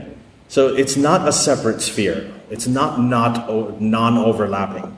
I mean, these are things you can actually find out about. Can a virgin give birth? How was the universe created? These are questions that we have answers to or partial answers to, and we're continuing to research and find more information on. These are not religious claims. They're scientific claims. And to me, the one claim that was a deal breaker, and this is after you study evolution, and this is a question you come across, and it's very, very, I think that if you truly study and understand evolution, you can't get past this, is this idea that Adam was the first human being, or that there was a first human being. And if you truly, again, understand how evolution works, you know that this can't be true, because Adam never existed. There was never any first human being. Now, how is this possible? As human beings, we can't comprehend the vast scale of evolution. When we're talking about hundreds of millions of years, right, billions of years, we can't comprehend the way that those kinds of time scales. So imagine this: you have a daughter, right? From the day she's born until she's age 18, you take a picture of her every single day. You take a headshot, take a picture just of her face every single day from the day she's born until her 18th birthday. And then just imagine that you take all those pictures and you put them on a shelf, beginning to end, just very, very long shelf, right? And you put them all there. And then I ask you to take out any two consecutive pictures. You take out the two consecutive pictures, she's going to look the same. It's one day after the other. You widen the gap between them, and I say, okay, let's take out two pictures 6 months apart. Let's see a little bit of change. 2 years apart, you'll see a much more significant change. And as the time goes, as the gap becomes bigger, you're going to see more of a change. But day to day, you're not going to notice any difference in the picture. And this is how evolution works. From one parent generation to the next, every living thing that came from parents was the same species as its parents. When we talk about the evolution of species, it's a retrospective process. We look back and say, okay, after this time period, this species evolved into this species, and so on. That's how we do it. But it's not like, you had, Australopithecus, and then suddenly you had, Homo whatever. It doesn't, one species didn't give rise to another one over generations. Right? And this is, again, I will, Richard Dawkins actually used this analogy for this as well. he said, at some point we cease to think of ourselves as middle-aged, and we start to think of ourselves as old. Right? And this is something that spoke to me very personally, because middle-aged to getting old. But it's true. You don't go to bed middle-aged and wake up old. Right? It's a gradual process. It's something that you say retrospectively. Well, it was around this time when I started getting much older. So I've met many physicians. I have physician friends. One of them is actually an MD PhD, and his PhD is in molecular biology. He's a Pentecostal Christian from Nigeria, and he denies evolution. He was a resident with me, and when we were doing a residency in pathology. So he's also a pathologist. He doesn't believe in evolution. We argue about it all the time. He just compartmentalizes his brain. And these are very intelligent, very educated people who are fully aware that there is such a thing called antimicrobial resistance or the antibacterial resistance, which I think, so you mentioned as well. Just that the idea that bacteria evolved to become resistant to penicillin right in front of our very eyes. And it's amazing when you find out the details. When you realize what the details are, right? Penicillin has this component in it called beta-lactam, and the bacteria that became resistant to it developed an enzyme in it wasn't even that fast. It was just in a matter of years called beta-lactamase that allowed it to become resistant, just destroy penicillin, and the penicillin wouldn't work on a lot of these bacterial strains. That is evolution. It's happening right in front of our eyes. It is a fact. So these are people. I mean, this friend of mine who doesn't believe in evolution, the physician, he knows about this. He understands it. But there are many, I can't say many, there are a handful of very qualified, very smart scientists and doctors who deny evolution. What do they all have in common? What do you think?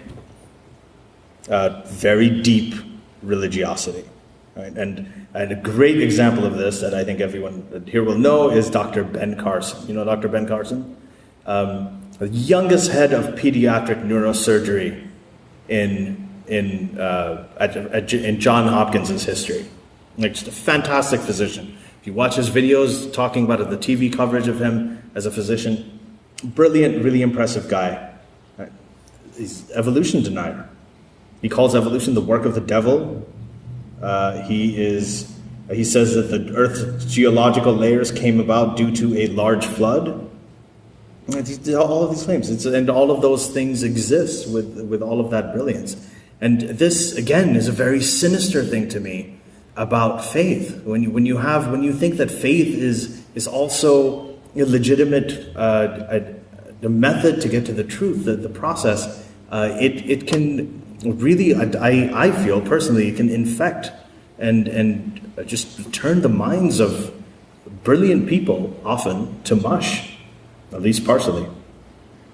Right? So another thing they say, well, to falsify evolution, what do we do? There's gaps in the fossil record. And you have all of these fossils, and then we don't have any fossils for this, 2 million years or a few 100,000 years. So what about that? That's evidence that evolution isn't continuous. And the thing is, real life, it just doesn't work that way. You never have a full video of every murder being committed. You have pieces of it. There are gaps. You put the pieces of the puzzle together, and you make a reasonable conclusion as to whether somebody committed a murder or not. That is how evidence works. And this is why, again, another thing in science, proof. The word proof is a bad word, a taboo word in science. It's great in mathematics, different, and perfectly legitimate, but in science, proof is a bad word. You always say evidence in support of.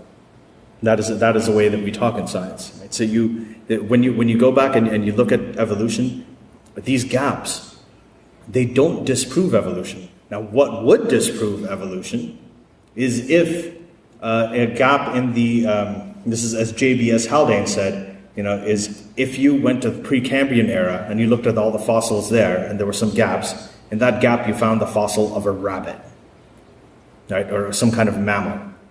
then you would know. You're like, okay, there's a problem. Now we have to throw out everything we know about evolution. We found a mammal in the Precambrian era. Let's go back to the drawing books. That is when, you have a problem with it. But that has never happened. Not once. Everything that we've seen when it comes to the evolution, the fossil record, is completely consistent with what the theory was. And there are countless fossils that have been found. So, I'm going to skip ahead just so that... So there's this whole idea of, again, science answers the how questions and religion answers the why questions. So this is a very, very common claim, and it's not just among Muslims, it's across the board. And I've deliberately tried to focus this not just on Islam, but on religion overall in general, and just the idea of faith versus science. And people often, they present this as a statement of fact. Science answers the how questions, and religion the why questions. And it sounds nice, again. It sounds very poetic. It's got a little bit of symmetry to it. It's almost musical, but it's just not true. It sounds like there's a space here for everybody. We can all get along. It's just not true. So religion doesn't provide answers. That's one thing.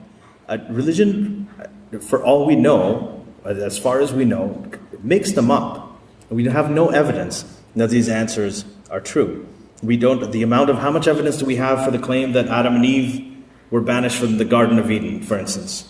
Right, that's how, or in the Islamic account, that they were sent down to earth from paradise.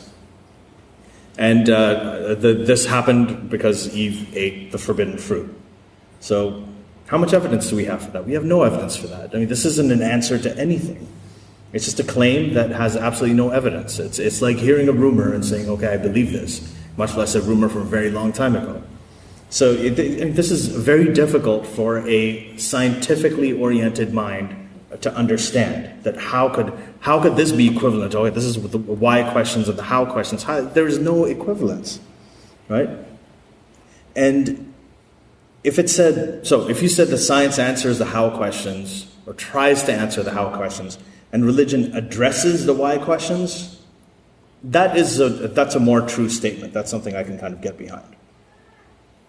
Now, it also isn't true that religion only speaks to the why questions. Religion also makes very strong how claims. Again, the claims that how the earth came to exist, how humans came into being, how women were created from a man's rib, and so on. We know for a fact that these claims are false. They're absolutely not true. And we have a lot of evidence-backed answers for this. And the answers we have are because thanks to science. Right? So, this, hold on. Never mind. So, it was tough for me. I think that these answers were too lazy. Once you believe that a supernatural God created all of these things, you come up with a whole bunch of other problems. Evolution, again, the idea. Did God set the process of evolution in motion? Is evolution, we talked about this, is it beautiful or is it, a horrendous process? Now, I think it's beyond just the beauties in the eye of the beholder. I think the fundamental elements of evolution by natural selection are based on survival of species. And that survival is always necessarily at the expense of other living species. Animals have to eat other animals to survive. They have to eat other living things, plants, whatever, to survive. They fight for territory. They fight for mates. They forcibly mate with the females to propagate the species. It's most of it. It's the might is right attitude, right? The whole. You're basically getting power by force. Yeah, the weapons race. It is essentially a weapons race. So there's a good example of the weapons race is the cheetah and the gazelle, right? So you have cheetahs that run after gazelles because they have to eat the gazelles to survive. The gazelles have to run away from the cheetah because they have to not be eaten to survive. And with evolution, this is the kind of process that evolution is, that with evolution, every generation of cheetah, or over generations, the cheetah gets to run faster so it can survive and catch the gazelle. And throughout the gazelle, with evolution, has to run faster to escape the cheetah. This is sadistic. You know, what you're doing is you're taking two species and you're making them fight with each other. It's like when the U.S. was selling weapons to both Iran and Iraq at the same time. Was that the Contra affair? And it's like that. And it's if human beings did it, if governments do it, we think that this is sadistic and it's evil. But this is the nature of evolution. Evolution is not a pretty process. It's not a beautiful. There are many beautiful things about life. We're alive. We see the world around us, and yes, we can sit here and we can, enjoy. We can see a lot of beautiful things. I, for example, I can see beautiful things because of my contact lenses. I'm almost blind. My prescription is like -6.25, -6.75. Without my contact lenses, I can't see anything, or my glasses. And this allows me to see the beauty in life and nature. But the thing is, a few centuries ago, a few millennia ago, I would have been wiped out. I would have been blind. When we lived in the might is right world, there's some wild animal that would have just come and eaten me. I wouldn't be here, doing this talk and annoying everybody.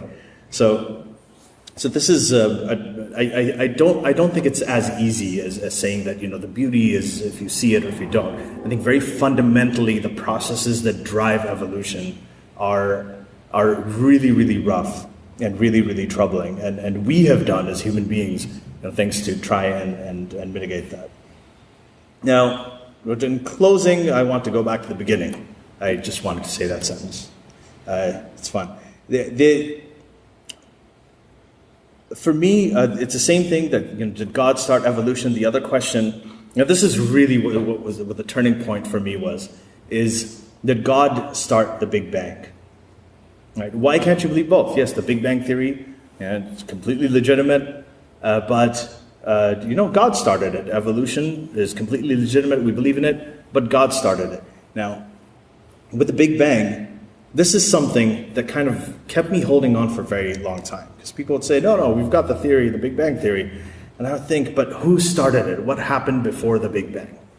That was a question, and that's why I held on to. There were times I didn't really believe in Islam, but I really did believe that there was a God that created everything, because there had to have been, right? There had to have been a first cause. So the problem with the first cause, right, is the same problem with the non-first cause, as if the universe was created by God, then who created God? If the universe is so magnificent and amazing that it must have had a creator, that creator must be even more magnificent and amazing, so that must have a creator. Well, they say, well, no, that creator doesn't really need a creator, so why does the universe need a creator then? By the same argument. So that's a pretty classic argument, but there's a problem with it, because you eventually have to go back further and further and further. You have to come up with, and this is where philosophers came up with the idea of the first cause, because you have this problem of infinite regress. What created, and then who created that, and who created that, and eventually there has to have been a first cause. The problem is, the first cause, this argument, this philosophical argument, assumes that time is eternal. And this is something that people thought for the longest time, until Einstein came around, that, well, time is constant. There's nothing that time never changes. It doesn't slow down. It doesn't speed up. Guess what? It does. So this is this is when things completely changed for me. And when I really learned about the Big Bang, I learned that the Big Bang wasn't just the beginning of the universe and matter. It was the beginning of time itself. That statement is a contradiction. Beginning of time. You can't really have the word beginning if time doesn't exist. So this is just kind of a clue to the kind of I was going to say mind F word, but I don't want to say that right now. But this whole thing is. But now this is a really, really beautiful idea. It's also so strange that we are, as human beings, are incapable of imagining it. How can there be no such thing as time? How can time not exist? So everything that we say beginning, end, and we say that, before, after, when, then, now, later, tomorrow, today. All of our language, everything, the way we describe the world around us is described on a temporal basis using terms that are completely dependent on the idea of time being constant, the one thing that we know works. They only work if time exists. So it's so inextricably ingrained into nature, the concept of time, that we cannot imagine our existence without it. But according to the Big Bang Theory, or the current version of it that is accepted, that there's evidence for, there was a quote-unquote time when time itself didn't exist. That was at the point of the Big Bang. So when you ask what happened before the Big Bang, if time doesn't exist, before doesn't exist. There's no such thing as before. It's very weird, I know, but imagine, the way that physicists describe this is they say that, imagine you're standing at the North Pole. The North Pole is just a point at the top of the world. Imagine you're standing there, you're looking down, the North Pole, that point is between your feet, and I tell you to walk north. What are you going to tell me? Like, I'm here. That question, like, what you're saying doesn't make sense. You're telling me to walk north. I'm on the North Pole. How far? Anywhere I walk from here is going to be southward. Right? So it's the same kind of thing. When time doesn't exist at the Big Bang, there's no such thing as before. The question itself doesn't make sense. So now there are other theories to this. This, again, the Big Bang Theory is just a theory. Right? It's complex. It's really bizarre. But it's also very simple and very elegant at the same time. Now, is it true? That's a question. And, the answer to this is that we don't know. But there is more evidence that supports this than evidence that supports, let there be light and there was light, or any of the creationist claims. So, if we didn't, for example, one of the reasons that we know this is wherever you have a higher level of gravitational force, like close to the surface of the Earth, time ticks slower. In space, where all the GPS satellites are, time ticks faster. So on Earth, we have to constantly correct for this time ticking difference in order to make our GPS systems work. If we didn't, our GPS systems would be off by 10 kilometers per day. And that would accumulate over time. It's about 300 kilometers a month. So people can say, well, God created the universe outside of time. And this, again, doesn't make sense because space and time, again, are interlinked. And I won't get into that a whole lot. Now, the point is, I did not know whether this is true. Nobody knows whether this is absolutely true. The evidence is still, it's there for it, but there are many other theories. There's the idea of the multiverse, there's the idea of the big crunch and an eternal kind of, Big Bang, big crunch, and so on. There's many, the oscillating universe. But that's all beside the point. The point is that this was a possibility. And it was probably it might even been a probability. And that idea alone, that time can speed up and slow down, this is the point where I said, okay, I'm so inspired and so full of awe, and I want to know so much more about this, that I had to let religion go. I didn't think, I'm like, why was this creator of a universe that works this way? Why is he telling us how much our daughters should inherit compared to our sons? Why is he so concerned about punishing people, who oppose his authority? Why is he telling us who we should have sex with? Why does he care whether we eat pork or what we do to our foreskins? And this is the being that created nebulae, that created time-distorting black holes, that created hundreds of billions of stars and galaxies. Why is the religion, the Abrahamic religions, why are they so narrow and so human? So I'll conclude over here. To people who believe, this is what I would say, and this is as somebody who at one point believed. Even if you do believe that a God created the universe, right, why go to a Messiah who came centuries ago, or a book from thousands of years ago to get closer to him? Years after I'm gone, if you want to get to know about me, what are you going to do? You're going to read the things that I wrote. You're going to talk to the people that knew me. Whatever I left behind, you're going to study what I left behind. And that's what's going to give you the best picture of me.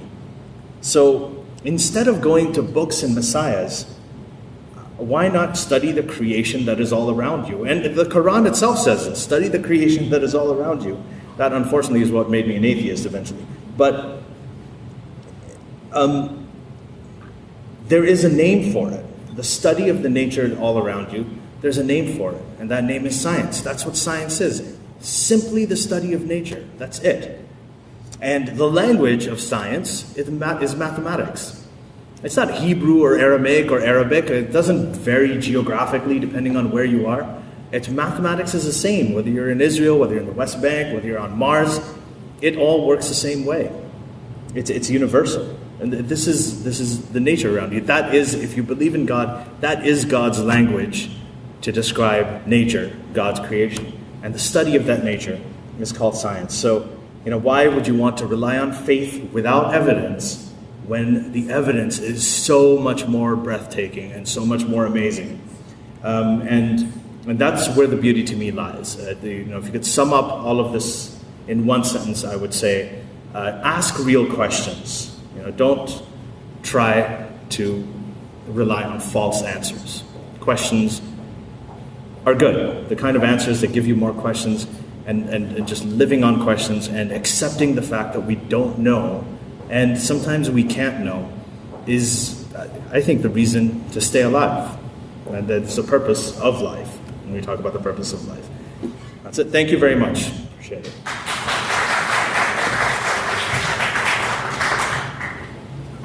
Join the discussion. Thank you, Ali. There's no words really to recognize Ali. When we first started the movement in 2012, 2013, there weren't many Muslims with these thoughts that have expressed themselves publicly.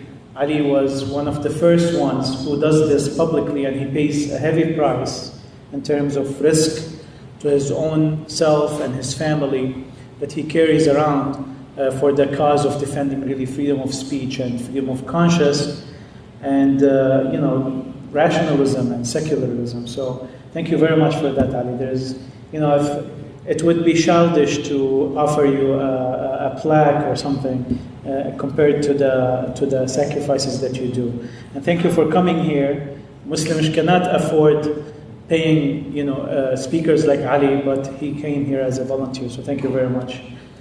I would like the other panelists to please, speakers to join the panel. Dr. Majd Hamadi, Dr. Stockton. We have 7 minutes left to the program. Is there a second for extending it for 15 more minutes? It's seconded and moved. Is those in favor, please say aye. Those against say no. Motion passes by unanimous consent. And we'll extend the program till 6:15. And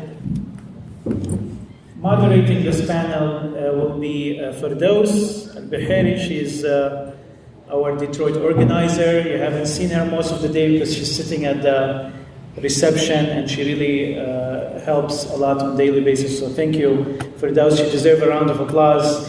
Don't do anything. Thank you.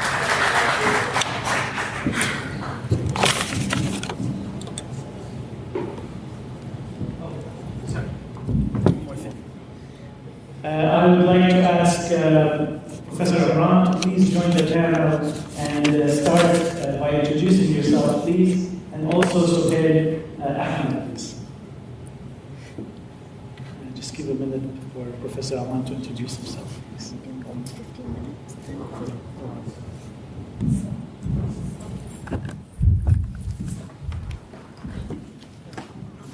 She knows more than us. Don't worry. I know, I just don't want her on the video.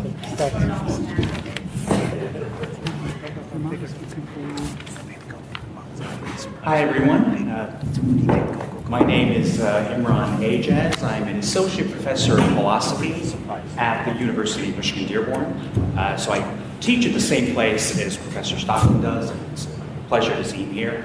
I'd just like to thank you all for being here, and I'd like to thank Wissam for giving me the opportunity to be up here. So are we talking about anything specific?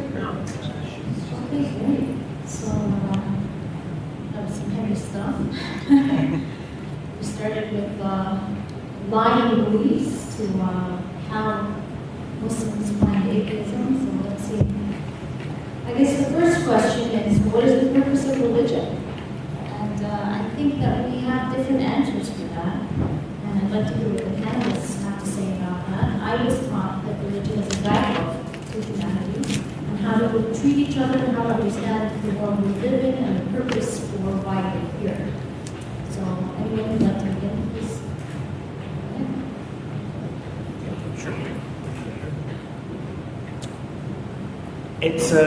It's an easy question, I think, to ask, but it's a difficult one to answer, right? Because I think it means so many different things to different people. So I remember when I was learning about religion, people had pointed out that the etymology for the word comes from, I think, the Latin word which means to bind together. Right?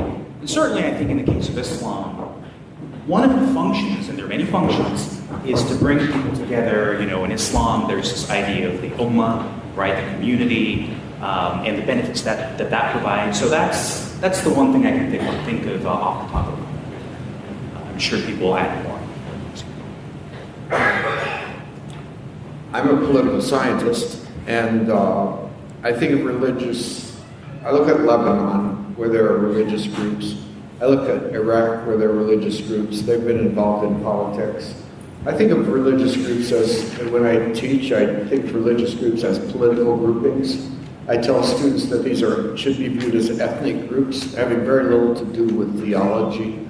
And I look in terms of organization, I look in terms of leadership, I look in terms of ideology. These are all things that political scientists deal with. We don't deal with divine things. We don't deal with revelation. We don't know anything about those things. So I think of religion in terms of the political process and political struggles. That was the focus of my talk, that basically there are political struggles that take a religious form. So I don't deal with those original principles or higher thoughts. So the question is, what is the purpose of religion? Yes. Well, that's going to be different according to each religion, right? So in Islam, it might be to worship God. In Christianity, it might be the same. From a non-religious point of view, somebody may look at it differently, but I think each religion has its own reason for existing, depending on which God they believe in and what their theology says or what their book says. Nietzsche may say that it's opium of the masses. But you can look at history and look at it as a way of people knowing each other. If you go back thousands of years, you don't have to really get to know somebody. You have to, in a small amount of time, figure out, is this my friend or this is my enemy? And in a way, it became a connection piece too, because go back to Islamic times, and if you're a Muslim in Africa or you're a Muslim in the Middle East, you had a common bond, and then you would not be considered an enemy. Now it's probably less of that. It's become more of a belief system, philosophical system, and a way of people connecting with each other. I think if all of those elements exist, I think of it as there are two parts of the stories. One is why did religion evolve and grow to be just a big part of the human mind and the psychology of it. The second is how has religion been used? So how has it been used? I think you were talking about a little bit that it's a great way to manipulate masses to get them to do what you want them to do and to get them to conform to a certain code for our societal order. But then there's a personal aspect. I'll tell a short anecdote. When I was a little kid, I used to run after ants in school. Ants as in, not your sisters, talking about like the insects. And they would run away from me. They knew that they were going to die, that I was going to stomp on them. We were horrible kids. But, and it was amazing to me that something with such a rudimentary central nervous system that can't really process the idea of death still knew that it was going to die. And that is the instinct of self-preservation that every microorganism, every insect, the most basic of species have. They want to preserve themselves. Now, human beings, we have central nervous systems that are advanced enough to comprehend the idea that we're going to die. It's all going to be over, that there's nothing we can do about it. And there is a conflict. We have the same powerful self-preservation instinct that insects and bacteria have, but we also have the knowledge that it is inevitable that we're going to die, and the self-preservation is just not going to happen. And I think that psychologically, the main thing, the source of comfort, and this applies to me too, that I got from religion was just the idea that there's some kind of continuity, that this isn't all there is. There's more to this out there. And it's just a very, very massive defense mechanism for a very fundamental and irresolvable conflict that we all share. As others have mentioned, that question is really broad, and there can be so many assumptions that we come to approaching that question. So to provide maybe some tighter value, I'd like to take the liberty of narrowing it, perhaps, and suggesting that a lot of times when a question like that is posed, many of us, I think, would ask ourselves or be seeking the answer of what is the purpose, potentially the purpose of religion to me or to society, to us going forward. Does it even have a place, as opposed to sort of historically, where did it come from, why did it develop? So if that were the direction of the question we'd like to answer, then I think in terms of going forward, we can learn how it might serve us by looking back. And some of the things that have been mentioned today about community, ritual, understanding, or providing a bit of a template for our lives, some best practices for living, I think those are all great things that religion can serve, but also when we think of religion in terms of the good things, historically there's been a lot of bad things that have gone with it. So if we think about how can we get some of those good things, and then as human beings, we tend to create, if we take the sort of non-theistic viewpoint, if we tend to, as societies, create these communities and rituals and belief systems because they serve a human need, then I think the purpose of religion going forward can be to serve, or to create something that can serve a lot of these needs without the baggage of historical truth claims that don't add up. Without the baggage of, we like these nice parts of the Quran, but I get really squeamish with this whole what your right hands possess, or this part about slavery that encourages you to free your slave, but why are there still slaves in the final book? Why wasn't there a temporary book 100 years earlier that told you how to free your slaves? And then when the Quran came, okay, now it's the final, we're ready to cut off slavery. I mean, we had so many Jewish prophets. Why couldn't we have a few Arab prophets or something leading up to Muhammad?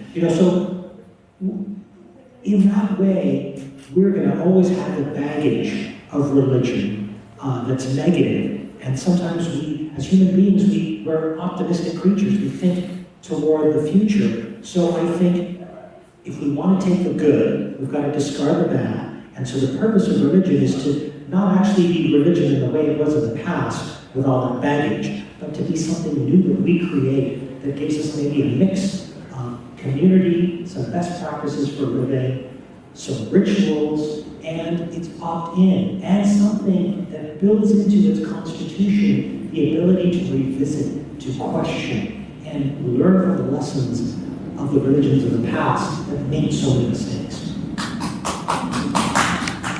So, before we get to the audience here, the reason I started with that question is because there seems to be unifying themes that, regardless of what our religious backgrounds are, what we believe, even Professor Stockton, with a political science background, it's about how people interact with each other in our relationships.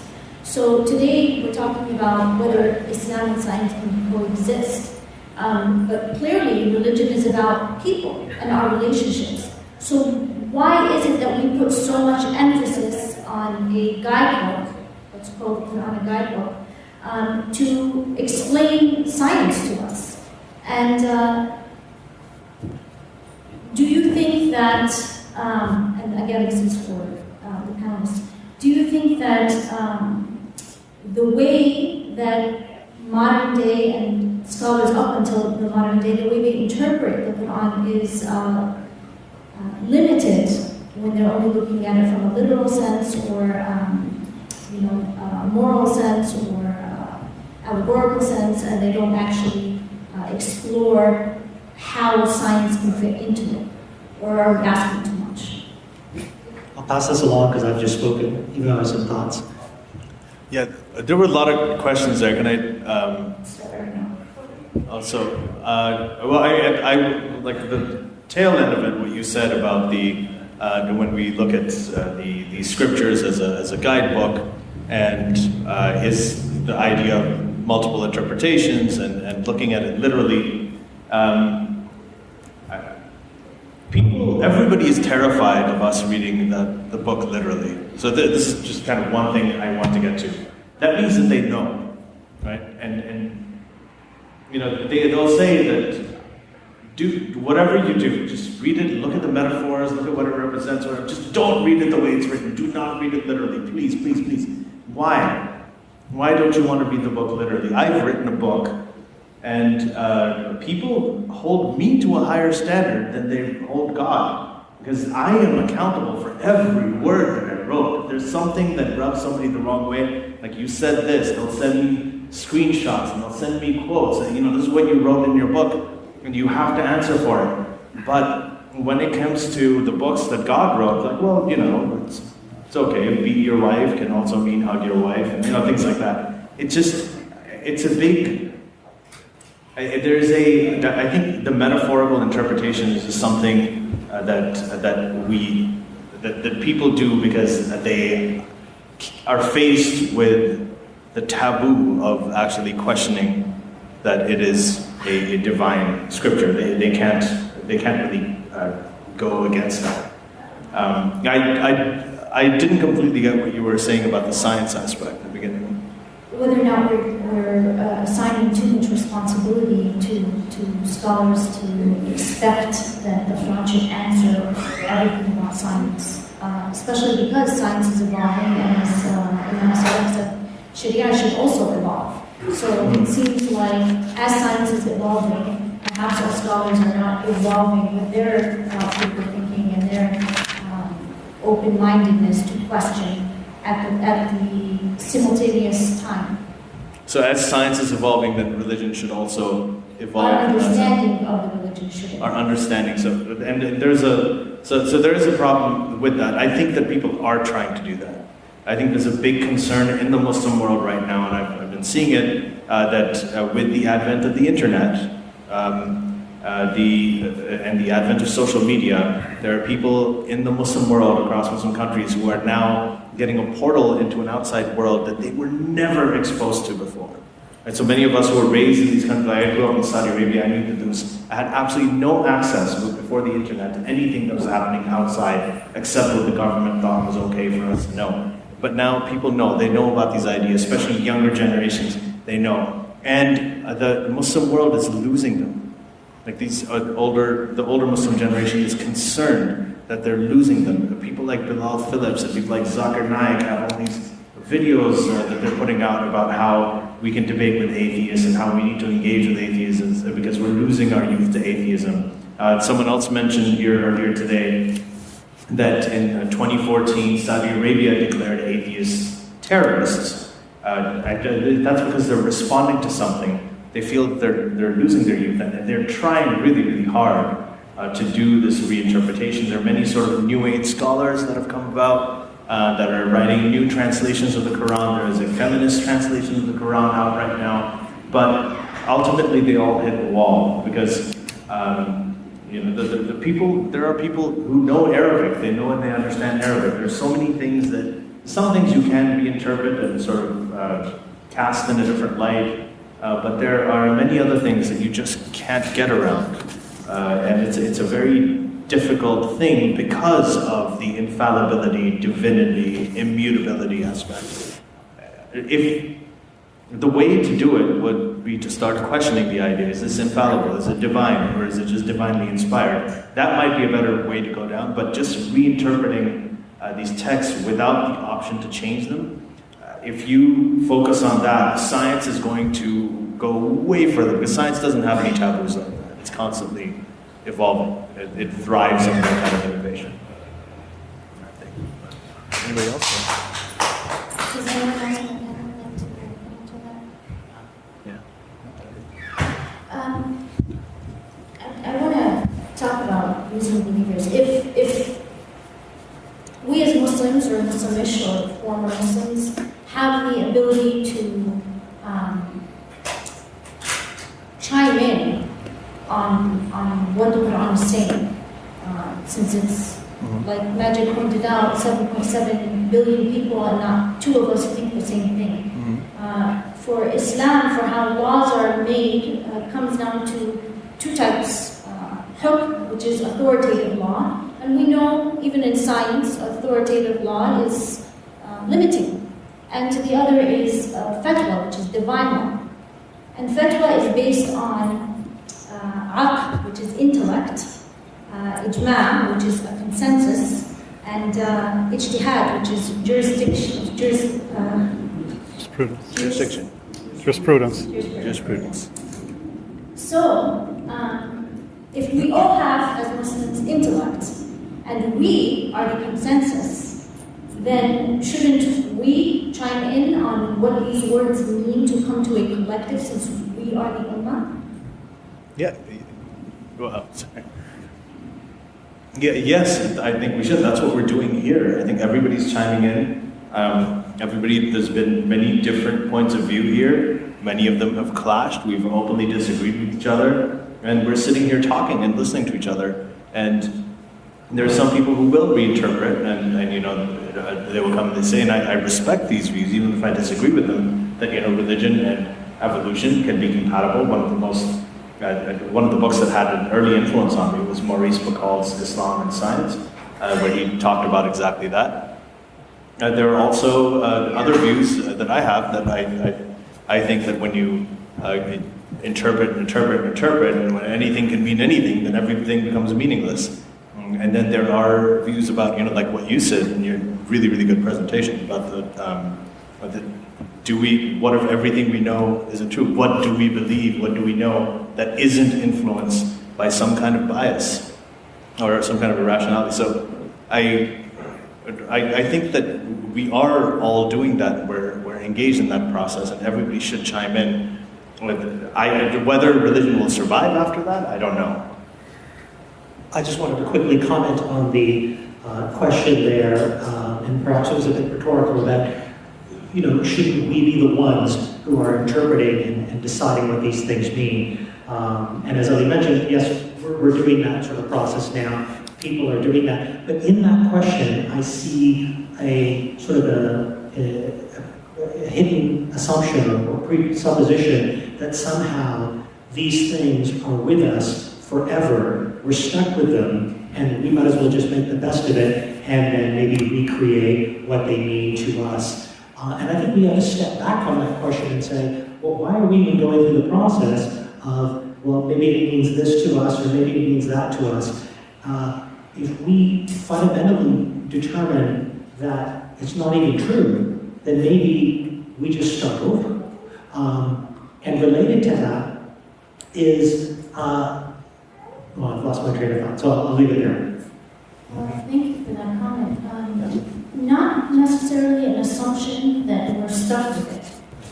If instead we do look at it as myths, you know that there are stories in the Quran that have preceded the Quran. We can. I've got a list that's mile long. We talk about Mithra, the sun god of virgin birth. Right. Born December 25th, that's 3,500 years before Christ, and that's the story of Christ. Right. We have Noah's Ark that was in the Indian, Sumerian, Babylonian, Egypt, Those stories, Mexican even, those stories showed up throughout history, throughout land. So these are human stories. So I got you now. And remember what I was going to say. Yeah, in that regard, we see that we have a need for a lot of these narratives. And I think one of the challenges, and one of the reasons that question comes up, is because in trying to reinterpret or reflect on deciding what these things mean to us, we're implicitly coming up against guardians of these texts and traditions who are saying, no, we're not even allowing you to think of it as myth. This is true. And until those forces are there, they're blocking us from having a clean run at making it whatever actually serves us without any of these constraints. So I think the best thing to do is recognize, as you mentioned, that a lot of these narratives, the stories, the values, the parables, they go back further than the Quran, further than Islam. There is value in those things. And now, instead of limiting ourselves to something that is based in Islam, I myself in my video talk about this. We need to start with a clean canvas and bring over the things that actually make sense, the nice narratives that make sense, and we can make up stories that serve us and just say they're fiction. We do that with children, the boy who cried wolf. It's not like there's some historical incident, but we recognize that fictional story served the purpose for teaching certain lessons to our children. There can be fictional stories that serve us as adults, and we acknowledge their fiction. And this is where I think we get past the limiting ourselves to the edifice of Islam as somehow rooted in some kind of divine truth. It can be truth because it speaks to the human spirit, the human story, recurring narratives over and over and over again. But we don't need to limit ourselves to Islam. Thank you. So that's why I asked the question to the panelists and to the audience here, whether or not we are the ones who decide as the collective, as the intellect, on what Islam means. So who are the guardians of the faith? Is it not the Muslim? Is it not every single one of us? Why some arbitrary, random group of people deciding what I believe? Why should I make new stories? These are stories old as time. These are the oldest stories in existence. They teach us lessons. Why do I have to throw away those lessons to believe in science? The two can exist. If I take things for what they are, if I say, hey, this is what the purpose of this story is, not, there was actually a guy in this time and something happened. I don't necessarily have to say that I don't have to pick it apart. I can understand why that story is there, why it was told to Muslims. Yeah, I think what you're saying is like a rhetorical question. It's actually a great point. So I would just say I agree with you. That's it. I don't have an answer to it. Yeah. So there's a danger in absolutist and superior thought process. So yes, the religions all have benefit. Yes, we can look at these stories. But what we fail to look at are the side effects. When you prescribe a drug, right? You watch a drug commercial and they go for 5 minutes telling you all the side effects. Well, when you have absolutist belief, what are we having? World wars, civil wars, genocides, oppression, abuse. We can go on. That's the side effect. But we ignore that because my religion is superior, my belief is superior, my religion is divine. And we ignore all the side effects because somehow it's doing good. It's lowering my cholesterol. It's making me comfortable. But the end result is there is a side effect that's affecting other people around us. I'm going to take a question from the audience. I actually have a few questions, but I only can ask one from now to add more time. So the question to Dr. Stockton. Firdaus.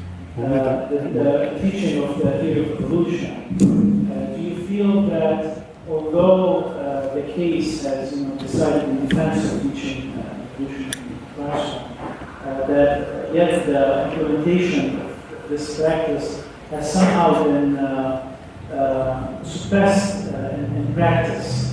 Like in actual schools, the theory of evolution is kind of taught with choice for the students whether to accept it or not. There's always focus on the satisfaction of their parents. What's your input now, years after that case, on the actual practice of teaching the theory of evolution in class, regardless of the bias of the parents? The issue today is fairness and equal treatment. That's the argument that's made today, that you should be allowed to teach evolution along with creationism, that these are two interpretations of where humanity emerged. And the courts have consistently struck those down because they say creationism is a religious doctrine. We interpret the Constitution, which does not have religious principles in it. So that's that issue. I think if I were teaching a high school class and wanted to deal with this topic, I don't deal with it, but it's not in my field. But if I did, I think I would say, I would present some of these arguments about survival and selection, which everybody can agree on, that certain superbugs exist that didn't exist 50 years ago, and they're impervious of penicillin, or human beings have gotten 6 inches taller over the last 1,000 years. You could point those things out, nobody would disagree with you. I would say, I think there's a different interpretation of instantaneous creation by divine force. That's not something we're going to do, but I'm just going to say it's out there, and if you want to consider that, you can do that, but I'm not allowed to do that in this class. I think you have to be respectful of people, and I think very often we're not respectful of people, and that was the thrust of my talk, that if you're not respectful of people, you're going to get a political backlash, which is going to become explosive, and it's going to manifest itself in terms of people voting for people who are not mainstream. And so I think many times the people who are advocates of scientific thinking create their own problems in the political arena by not respecting the complexity of how people believe. And I want to make a point because I'm from the Christian tradition, so I know that more, and I'm not saying anything about the Islamic tradition because I don't know it. But there's a term called hermeneutic, which means a way you extract a meaning out of a text. And in the Protestant tradition, Catholics are in a separate category, there are really two main ways of looking at things. From the mainstream Protestant, Presbyterians, Methodists, whatever, they say God's truth is in the Bible, but it has to be extracted by human beings. The words should not be treated as literal stories. Evangelicals will say we treat the Bible in a different way, but people say evangelicals have a literalist interpretation of the text. That is not true. There's a passage in the Bible about the valley of dry bones. Someone is coming and he sees a valley where it's a burial site and there are bones all around, and suddenly the bones start moving and they link together and the sinews grow back and the muscles grow back and the blood starts flowing and they dance. There's not a single minister in all of North America who has ever said that's a literal story. Nobody really thinks dead bones are. It's a story that no matter how low you are, you can be revived by faith in God. That's a story. It's not literal. So to say that evangelicals or fundamentalists or whatever believe in the literal interpretation of the text, it's simply not true. What they do believe is that the truth of God is in the text, and they believe that on certain types of issues, like the creation story, the Bible is very specific. God created humans separate on a separate day, in a separate way from all the other creatures, and breathed breath into them. So each of us has divine breath. We have a spark of divine inside of us. That seems to me leaving aside the science of it, that seems to me a very reassuring thing, that each person has a piece of God inside of us. The Spirit of God is in us. So if we kill another person, we're killing God. That's what we're doing. And so, in fact, some of these these metaphors of killing God, they became very prominent in discussing the Holocaust. That, God was killed in Auschwitz. Okay, God wasn't killed in Auschwitz, but in a sense, God was killed in Auschwitz. So I think we shouldn't be just simplistic about this. I think it's complex. I'll leave the Muslim debate to those of you who are Muslims. But those of us on the Christian side, it's a complex debate, and we have different ways of interpretation, at least two major means of interpretation. Both are accepted as being fully compatible within the Christian faith and within the Christian texts. Thank you, Professor Sutton. I'm going to take a question That's Mr. Ali. First, I'd like to thank you for correcting me about evolution being beautiful. What I meant in the saying is that seeing how evolution works, it is beautiful seeing how the species goes through evolution as a process, of course, for any species. Thanks for correcting me. I agree that I was wrong when I say this. My question is, because of all speakers, including you, accuse religion of what people of religion are doing. And I think we should separate between the two. Whatever the Muslims are doing, it's not necessarily itself. And there's a big misunderstanding in it. For example, if I take the sterilization of women in the United States back in the 20s and 30s based on the science of evolution. Or if we take the reduction of the area race that caused World War II, because people died. Do I say science is wrong by the black science, or do I deny those actions by those people and keep science out of it? That's one thing. That would be the big concern that you just mentioned. Beat up your wife. It's not normal to beat up anybody with your wife. It's a misunderstanding. Misinterpretation of the verse, and as a result, miscalculation. This is, I guess, out of the subject now. My question is, we put faith and science at the same basket. Science, yes, not the truth. I expect proof for any scientific claim.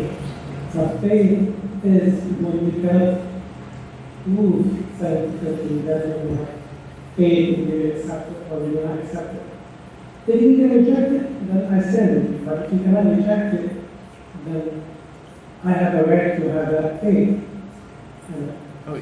Yeah, I think you absolutely have the right to have that faith.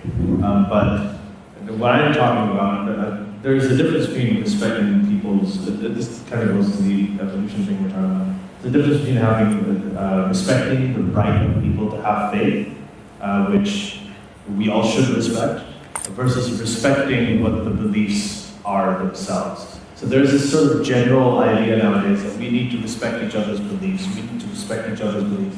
But there are a lot of really crazy beliefs that people have. I mean, we could be colloquial here, but there are people who believe that the Holocaust didn't happen. There are people who believe that little girls should be circumcised. There are many people who believe terrible things. And do they have the right to believe them? I think that they do. I believe the right that people have to believe these things. I don't think that we need to respect the beliefs themselves. We can respect people's rights to have those beliefs. So, and that's where we're having the discussion. As for what you said about evolution being beautiful, I have to say I agree with you. I think seeing how evolution works is when you learn about something like evolution as a scientist, as a physician, it is truly one of the most awe-inspiring and mind-blowing things you're going to go through in life, just seeing how it all happened. So as far as that goes, I do agree with you. The third point you had about that these are the actions of why are you blaming the religion for the actions of the people? In some cases, that is true. There are people who do things in the name of religion that are not really part of the religion, and I I've seen that, but I think that the opposite is also true. In my experience, especially nowadays, I think that most people, most human beings, most Muslims even, are better than the religion itself. If you look at the Quran and Hadith, or if you look at even many other religions, I have a problem with. There are many things in there, like cutting the hands off of people who steal, Surah 5, verse 38, or just the idea that during when it says in the Battle of Badr, Surah 8, that Allah casts terror into the hearts of the disbelievers, and then the angels were sent to strike off their tips and their heads. Things like that, and then that would apply to anybody who else who opposed Allah and His Messenger. So there are examples of things like that I don't think anybody really, even Muslims, most Muslims believe or practice today, especially most Muslims who live here in Western societies. And I think that the religion itself has many more problems than the actions of the adherents. And this comes down to how you define religion too. There's a difference in my view between Islam and a Muslim. And Islam is a belief system. It's not a human being, it's not living and breathing, it doesn't have any rights. Islam is a set of ideas that are codified in a book, and it's a belief system that many people have. Muslim, however, is an evolving definition. There was a time, 1400 years ago, when Muslim just meant somebody who believes in Islam and practices Islam. Today, we don't really have a consensus on what the word Muslim means. So you can define a religion by a set of beliefs, or you can define it by the actions of its adherents, and you can look at Osama bin Laden and what he does and what ISIS does, and you can look at someone like Fareed Zakaria, who's a journalist. He has written an article, he wrote an article after Trump announced his Muslim ban, and he said that I am a Muslim. But then he also said he's not really a believer. He doesn't go to the mosque. His kids are not Muslims.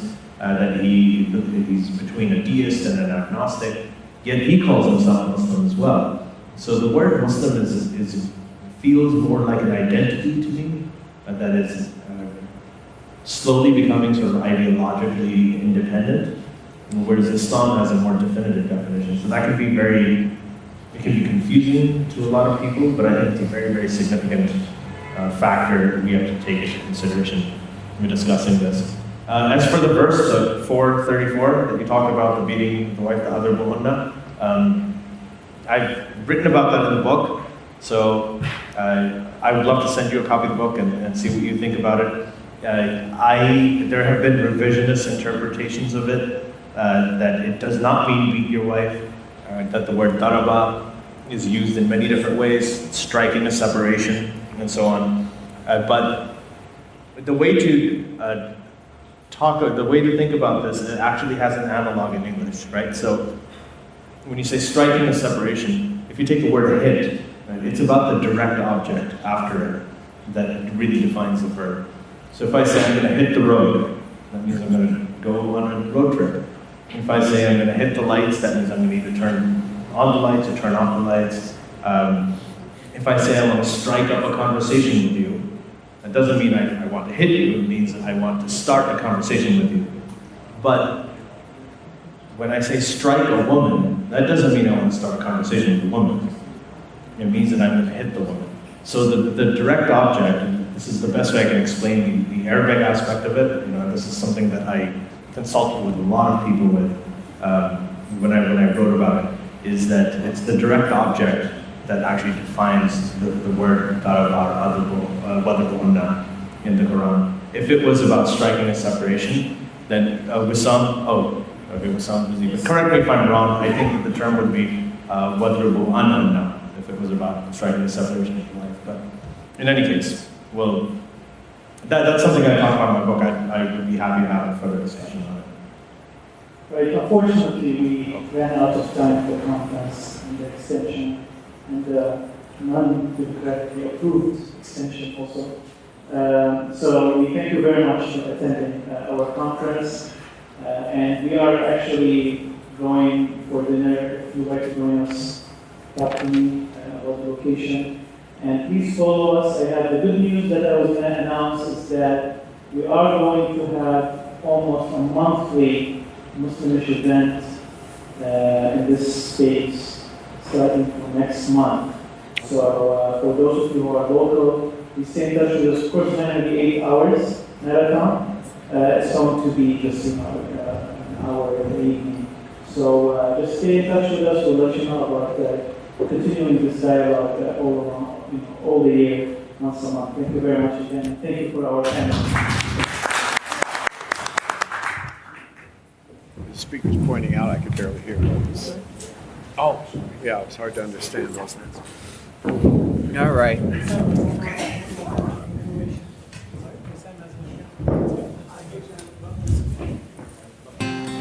Thank you for listening to Muslimish Freethinkers. Do let us know what you think of this episode at facebook.com/Muslimish. Don't forget to visit us at muslimish.org.